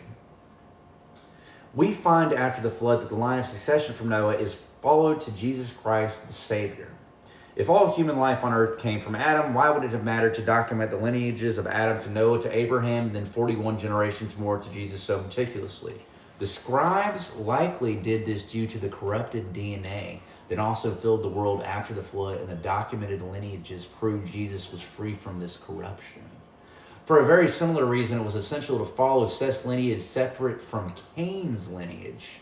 So this also goes into the Sethians, which is something that's not more commonly talked about. Of course, you have the Sethians, and then you have the Canaanite lineage. You have a lot of different bloodlines going on here. Everybody thinks it's just one specific bloodline. Of course, it does naturally go back to individual entities, etc. But you got a lot of different moving parts going on here. It's not just simply one specific thing like Paul's saying here. So, like I said, for a very similar reason, it was essential to follow Seth's lineage separate from Cain's lineage, who would have bred with the people of day 6. I believe Wayne is correct in his theory that God created many more men and women living alongside Adam's children. It's the only satisfactory answer next to the Nephilim to explain this obsession with keeping lineages documented and pure. We know Adam was unique in the eyes of God, but he wasn't infallible. He disobeyed God and was expelled from the Garden of Eden into the broader world as punishment. It was also necessary to protect mankind from eating the tree of life and becoming immortal in their new corrupted state, as we read in Genesis chapter 3, verses 22 through 23. And the Lord God said, "The man has now become like one of us, knowing good and evil. He must not be allowed to reach out his hand and take also from the tree of life and eat and live forever." So the Lord God banished him from the Garden of Eden to work from the ground which he had been taken. It's even more interesting to consider that Adam was banished to work the ground from which he had been taken. Throughout, this refers to the clay he was made from. It could also suggest that he was initially just another man on the ground, on the wider earth, before being moved into Eden. And I'm not sure that Paul's actually going to get into this Gnostic perspective here. If anyone in the chat is familiar with the terminology of agnostic, agnostic means to not know something, or you're not sure. You've ever heard somebody just say, "I'm agnostic, I don't know what to believe." Not an atheist. An atheist is a completely separate definition for an individual. So an agnostic and a Gnostic are actually two specific entities. Now, if you look into this, and I encourage you to, and I'm not telling anyone to believe anything or just go off my words, research for yourself. Always research. Don't believe. The word lies and the word believe. You want to know things, and that's why the word Gnostic has the word gnosis inside of it. Gnosis is the Greek word for knowledge of spiritual mysteries. It's not specifically carnal, physical, fleshly knowledge, but knowledge of spiritual things throughout the realm itself. Now, when you start to look at this, you can look at the most recent video I have on the proto-Orthodox Christian perspective. You'll start to notice the discrepancies with what is considered to be heretical and what is more orthodox. And you'll start to see the inversion of what has been considered orthodox and heretical in general. So it's funny because most Orthodox Christians of the modern day, of separate different denominations, have their own perspective of the Gnostics. Typically, it's stated that they are heretical, but when you start to do the deep diving and notice that that is associated with the Catholic or Roman Empire, if you will, they were against gnosis or knowledge of spiritual mysteries because it came down to control and power of the original knowledge. I digress. Let me keep going. That's a whole nother thing. And I could go on forever with the Gnostic perspective because in my personal opinion, the original Christians were the Gnostics. Of course, they wouldn't be called Gnostics. The Christian theology came after the Gnostics, but that's a completely different conversation. Let's keep going. It is never stated in Genesis just how long Adam and Eve were in the garden before they were deceived by the serpent and banished into the exile. From a cursory reading of Genesis chapter 4, verses 14 through 17, it was a long enough for nations of a sort to be erected in the world by the other people of day 6. If we jump ahead a short while after Adam and Eve's exile, just after the murder of Abel, remember that's where we get the word cannibal from, Cain is banished into a world with other humans he feared would kill him. Then we read of Cain creating a whole life for himself within cities built by his hand. And I've actually done videos on this, which I think there's a connection with New Orleans years ago when I visited there.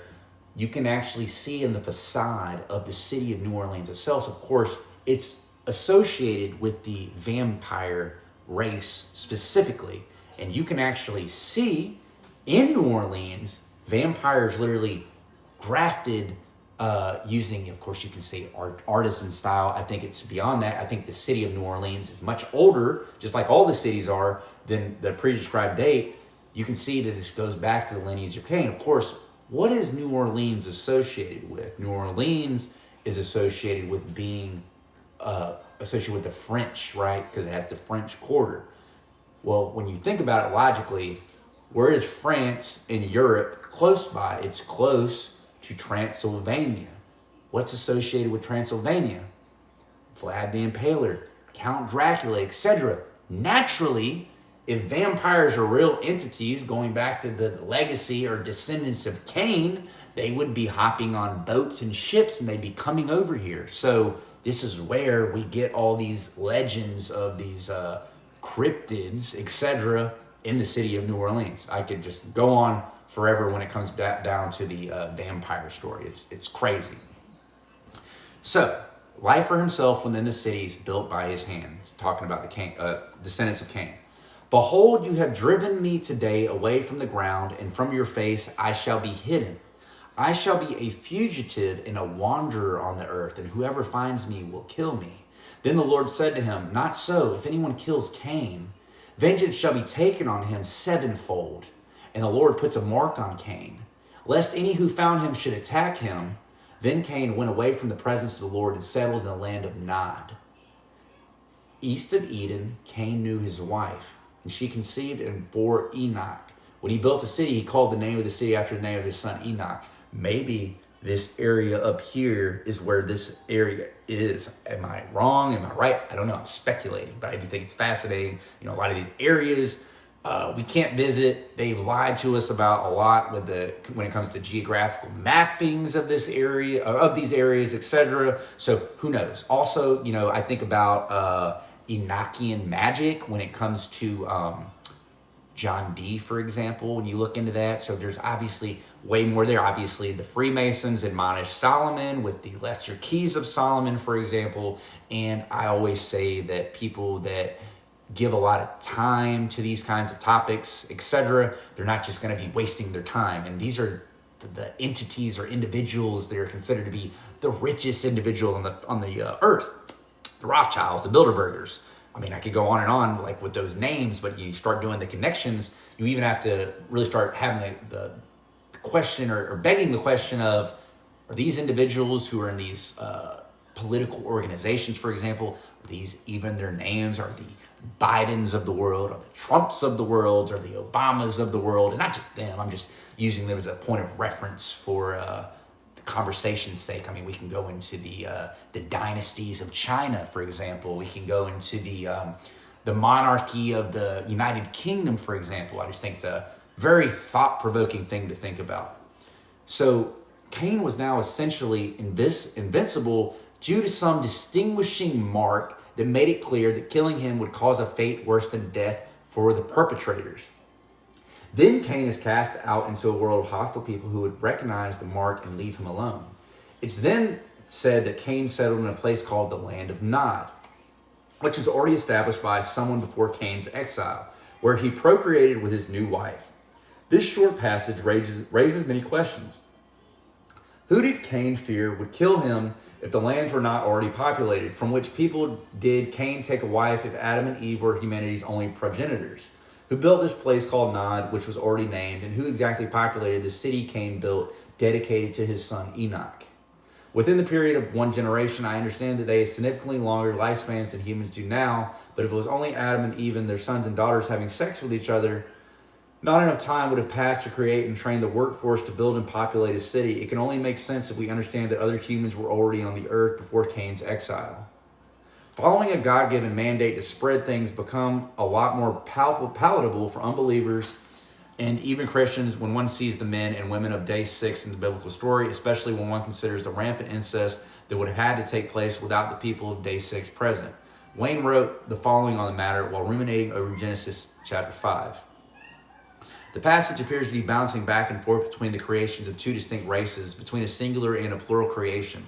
Similarly, Genesis 4 notes Cain proceeded to build numerous cities as did Enoch. For whom were these cities built? In the early years of the Adamic epoch, we are led to believe by standard Christian orthodoxy that only a few souls existed, only a few hundred if they had populated vigorously from both branches. Building numerous cities only makes sense if day 6 people already existed in great numbers and were subjugated by Cain and his descendants. And I also think that's fascinating to think about in the context with the Underworld movie series. Of course, they're showing like an ancient war going on with vampires and werewolves. So I think they're kind of giving you more truth in plain sight with those kinds of movies, because it's showing you that there is an ancient war that has been going on with these different descendants of, Cain, werewolf, Sethians, all these giant race families. You think about the Seraphim specifically. I did a video when I had my first channel about 5 years ago when I had Flat Out Truth 92. I had that channel and then I had Explorer for a while. Of course, both of those channels got yeeted, but I've talked about it, how, of course, you have an angelic hierarchy system. There's nothing new under the sun. So that being said, even the concept of a military organization, it goes back to the angelic hierarchy. So, for example, if there was a third of the angels that fell from heaven, let's just talk about that, and they fell, of course, you're going to have different classes of the angels of the third that fell that were mating with different women. So you're going to have different forms. I mean, even Paul's kind of alluding to that on the cover of the book. You see the cracked lining like on the book, that's alluding to the shape-shifting narrative, with the reptilians, if you will.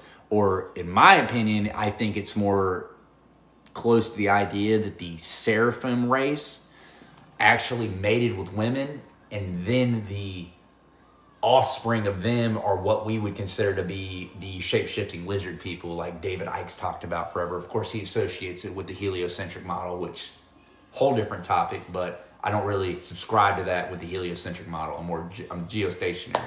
But anyway, yeah, I think that's definitely something interesting to think about, is if you have a race of angels that have more features of a snake or a lizard, of course the offspring would have similar features, just like my daughter, for example, looks like me and my wife. You know what I mean? So it's thought-provoking. But anyways, so says, I am heavily inclined to believe Wayne's interpretation to be correct, though I can only speculate all the children of Adam would have interacted and intermingled with these first peoples, mainly in a peaceful and righteous manner. We have no reason to believe they would have been less than human compared to Adam and Eve. Cain and his progeny, however, seem to have not only mixed with them, but they also abused them for their own selfish needs. The people of day 6 he managed to rule over were eventually known to be no better than their corrupt leaders, Cain and his sons, treating them like gods. Cain's progeny was evil to the core. With each subsequent generation, they became more corrupted by the teachings of a prideful and jealous Cain and the spurious teaching of the fallen watchers by the time of Jared. Along with his most noted descendants, Enoch and Lamech, Cain eventually established a complete physical, religious, and political control over man. I appreciate all the likes if anyone's liking this live. Really do. Flavius Josephus, a first century Jewish historian, explains how Cain's lineage was corrupt in an evil line of succession, with each new generation more corrupt than the last. He did not accept his punishment in order to amend it, but to increase his wickedness, for he only aimed to procure everything that was for his own bodily pleasure. Though it obliged him to be injurious to his neighbors, he augmented his household substance with much wealth.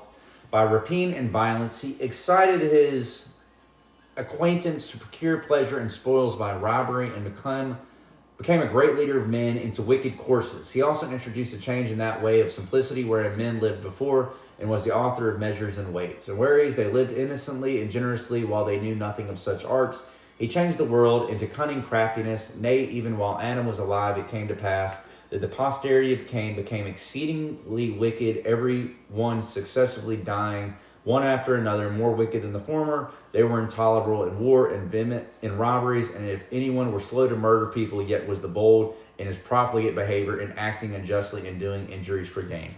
If you are near, a computer, or you're on your smartphone, which more than likely you are on your smartphone, go look up the video game series. Like I said, once again, go Google Legacy of Cain, the old video game series. Like, look at the box art cover for that, dude. They're showing you in your face, like, straight up. Like, I used to just look at those games when I was younger and just, it's just entertainment or whatever. But it's just like, as I've gotten older into my adulthood and stuff, and just reading, from the Apocrypha, reading, stuff from Paul Stibbs, and just researching for myself, I'm like, bro, were Canaanites vampires? What? Like, it's wild. It's literally mind-blowing. A lot of people don't talk about it. I just think it's interesting that a lot of people don't talk about it, because I just don't think people know. Like, they've never put that together, that the Canaanites were probably freaking vampires. From this examination of earthly pride and corruption, we conclude that Adam walked with God in the Garden of Eden and was taught many mysteries and secrets about the nature of reality. Adam was being taught how to become the ruler of the earth and his people. Adam undoubtedly passed down his powerful knowledge to his three sons, Abel, Cain, and Seth. This information gave whoever possessed the ability to control everything and anyone. As we have read in the writings of Josephus, Cain used this to his selfish advantage in rebellion against the God who rejected him and cursed him. I wonder why he cursed him. He introduced measures and weights to the hunter-gatherer peoples of day 6 to corrupt them. Measures and defining lines created a world that can be quantified and owned, shifting the minds of men toward materialistic desires. Introducing measurement meant that people became possessive and protective, leading to fighting and bloodshed over land and property. Also, while it's fresh in my mind, in the case of New Orleans, look up the connection with freaking Saint Germain, dude. Saint Germain, of course, a lot of people just aren't familiar with that name in general. Look up Saint Germain and his connection with New Orleans.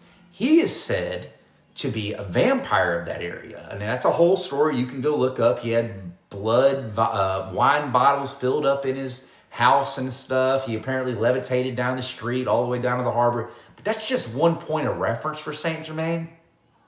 Of course, he's in the anime series Castlevania, which is, of course, they have a season 1 and 2. Freaking off the chain series. I think a lot of anime shows a lot of gnosis, knowledge, spiritual mysteries in those shows. Of course, I think a lot of those creators are probably Freemasons, because there's no way they just have all that knowledge, or they're just that inclined. Maybe I'm just thinking too much into it. But anyways, season 1 and 2 of Castlevania, for example, it has Saint Germain as an alchemist. Of course, that's one point of association as well. He's a vampire, alchemist, all these different things. There's actually religions that have been created over this guy.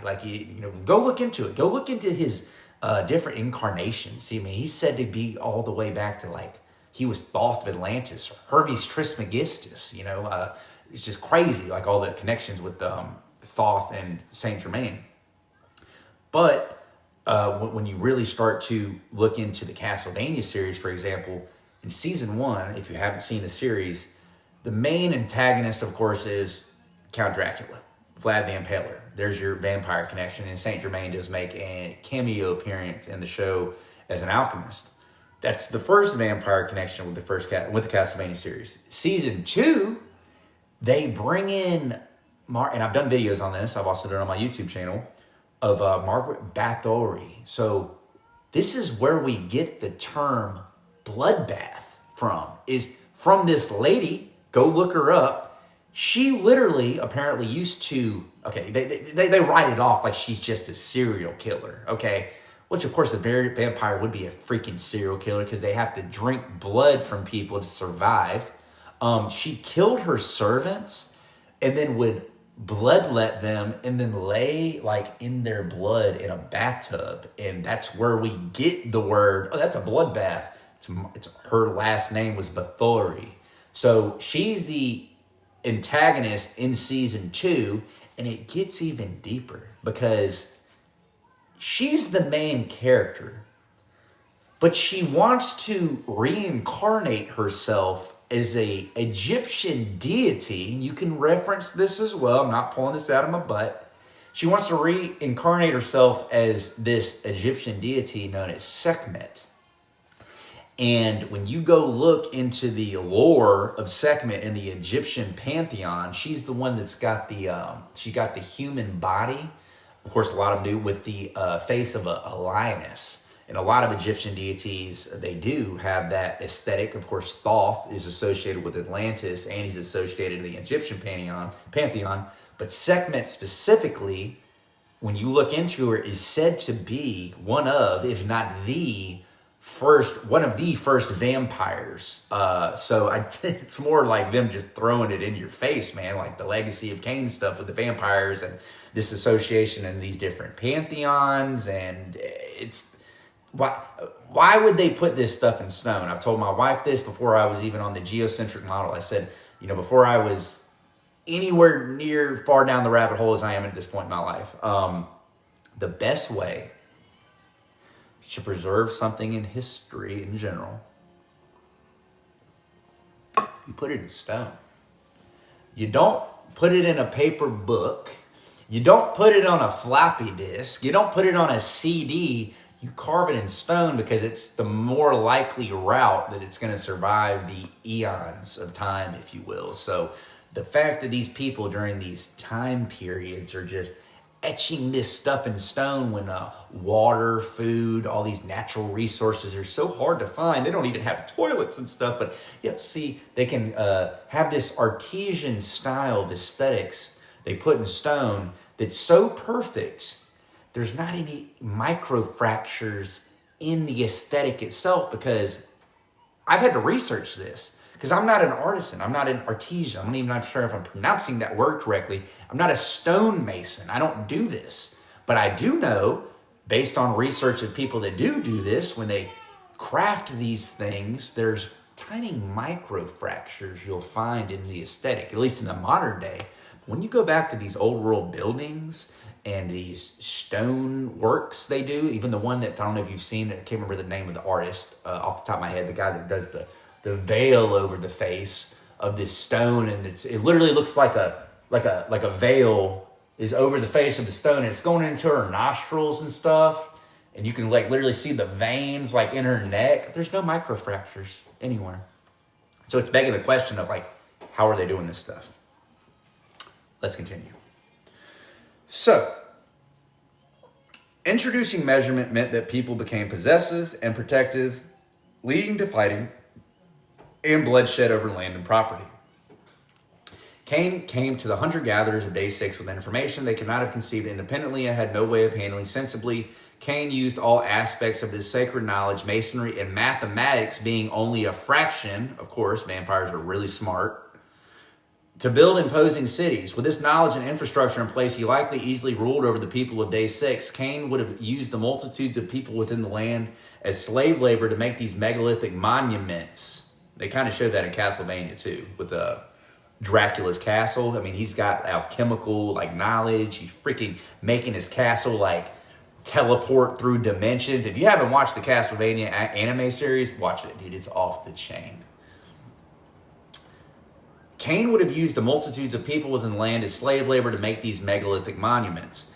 Cain was considered a god who cannot be killed, vampire, with unprecedented knowledge and power. Cain appeared to have doubled down on his sin rather than asking for forgiveness or turning from his evil ways. Cain's unrepentant attitude was passed down to everyone within his lineage as they each sought to further their forefathers' agenda of total domination and the corruption of God's creation. The first generational child of Cain, Enoch, not meant to be confused with the righteous Enoch of the book of Enoch, it's a different guy, don't associate it with him, who was the seventh generation from Adam, is often associated with being someone who walked with the Nephilim, is a feared serpent cult leader. Real nice guy. Enoch, the evil, occulted in the knowledge of the sacred sciences into mystery schools and secret societies, documenting the mysteries into new symbolic forms he invented, known as hieroglyphs. So let's think about that with John Dee and Enochian magic. I don't think he's referring to, I could be completely wrong there. I don't know. But I think it's interesting that there's two different Enochs they're referring to, that Enochian magic is referring to the descendant of Cain's lineage, not the more associated books of Enoch.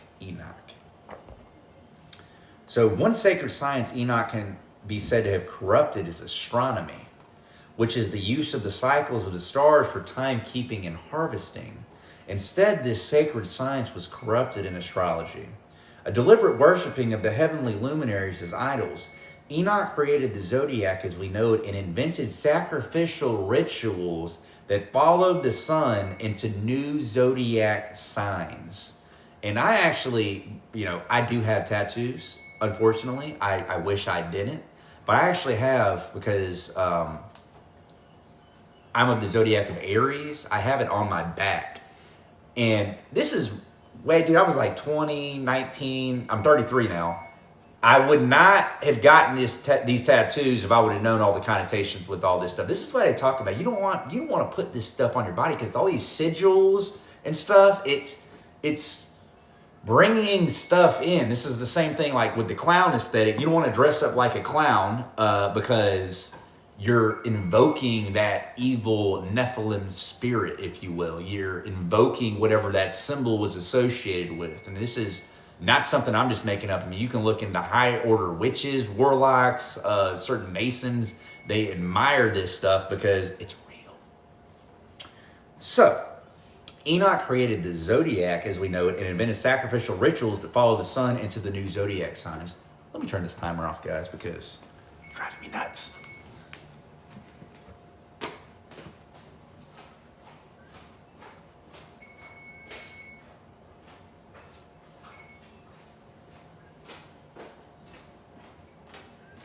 All right. Sorry about that. So, Enoch did this on purpose to lead as many people away from the true God of all things, just as Cain wanted. Astrology ensured people turned to the stars and false gods, angels, attached to them for answers instead. Horoscopes seem trivial today, but predicting one's fate through consulting the stars was a very serious business in the antediluvian epoch. Enoch preserved his knowledge in numerous hieroglyphic scripts, which he placed in 9 vaults.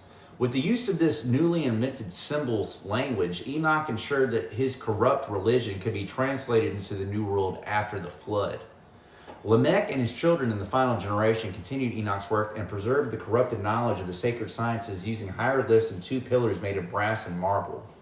These pillars contain meticulous instructions on the 7 sacred sciences. The corrupt way of using them and work to find the 9 vaults of Enoch, which included even more information. And if you don't think the elites, I call them parasites, but because that's really what a vampire is, it needs blood to sustain itself. But if you don't think the parasites don't know about like these vaults and like where they're at and they're not still using this stuff today, I don't know what to tell you. These pillars contain meticulous instructions on the 7 sacred sciences and the corrupt way of using them were to find the 9 vaults of Enoch, which included even more information. All this was done in preparation for God's punishment, ensuring this perverted knowledge would survive the coming flood and make its way to a new post-flood people so that it would continue the lineage. And if you look actually at the United Nations headquarters in New York, look at the tapestry on the back end, yo. It shows a whole reset happening. It shows a phoenix rising out of the ashes. I personally think it's Lucifer, if you will. I mean, the phoenix is associated with Lucifer. of course, one of the archons, and he's literally coming up out of the ashes of the reset, post-reset. This is what they do. This is it's a secular thing. They when people start getting too knowledgeable about things, when people start to understand things, they'll reset things again. Reminds me of Lords of Salem. She was invoked by listening to that. Right. I mean, definitely, because there's power in invocation, and it's all about the intent of something. That's why the witches and warlocks, they have to put an intent into their magic. They have to focus on it. It's even the same concept of praying or meditation. It's a center point. I mean, like when you think about it, you're focusing, you're focusing that chi energy, your ki, or whatever. I mean, Dragon Ball Z, like when the power, they're like you're focusing that energy. So, absolutely, it is. So, let's see. Lamech and his children in the final generation continued Enoch's work and preserved the corrupted knowledge. Sorry, y'all, my baby. Of the sacred sciences, using hieroglyphs and 2 pillars made of brass and marble.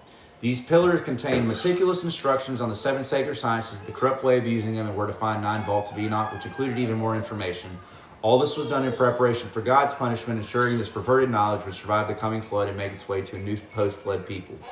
The hope was to continue the agenda for the total corruption of God's creation. According to Freemason craft legends, all 4 children of Lamech were credited to varying degrees with beginning the craft that would become Freemasonry today. In the world, Tubal Cain, you know the symbol for James Bond, 007? They're showing it in your face. That's Tubal Cain. That's the 007. And you move the 7 over. Go look it up. Once you see the Tubal Cain connection, it's a wrap, dude. Like, I've known about it for a couple years now, but Tubal Cain is a whole rabbit hole to go down, especially with the Masonic order. Because he was the first, with the artificer or smith. Jabal for Freemasonry or geometry, and Jubal for music, and Nama for weaving. Nama was even said to have married a Nephilim named Shamdon, producing a giant known as Asmodeus. By the time these preparations were made, no human flesh was left uncorrupted from the mixing of genetics and violent sin besides Noah. This means the lineage of Seth eventually gave way to the same corruption as Cain's progeny, through many were also likely murdered for their opposition to the trifecta of corruption. In the Book of Giants, it's said that over 400,000 of the righteous were slaughtered by the giants alone. 400,000 people is insane. Those numbers can be greatly under-exaggerated when you consider the sacrifice and murder taking place by humans as well. Later in this section, we will explore more deeply just how corrupt the final years before the flood became. We've established a likely motivation for mankind to get involved with fallen angels and create Nephilim. Cain and his children had nothing but hatred for God in their hearts and intended to do anything they could do to place themselves as gods above all creation. The sins of men were only 1/3 of the contributing factors that led to the creation of Nephilim and thus the Great Flood. Angels also suffered from jealousy and pride. That moves us over to chapter 4. And Mr. Paul Stobbs, the Nephilim looked like clowns. I'm going to eat dinner. And we're going to continue our reading of the book and continue conversations on this topic, guys. I love everybody in the chat. Stay tuned. I'll be back on later.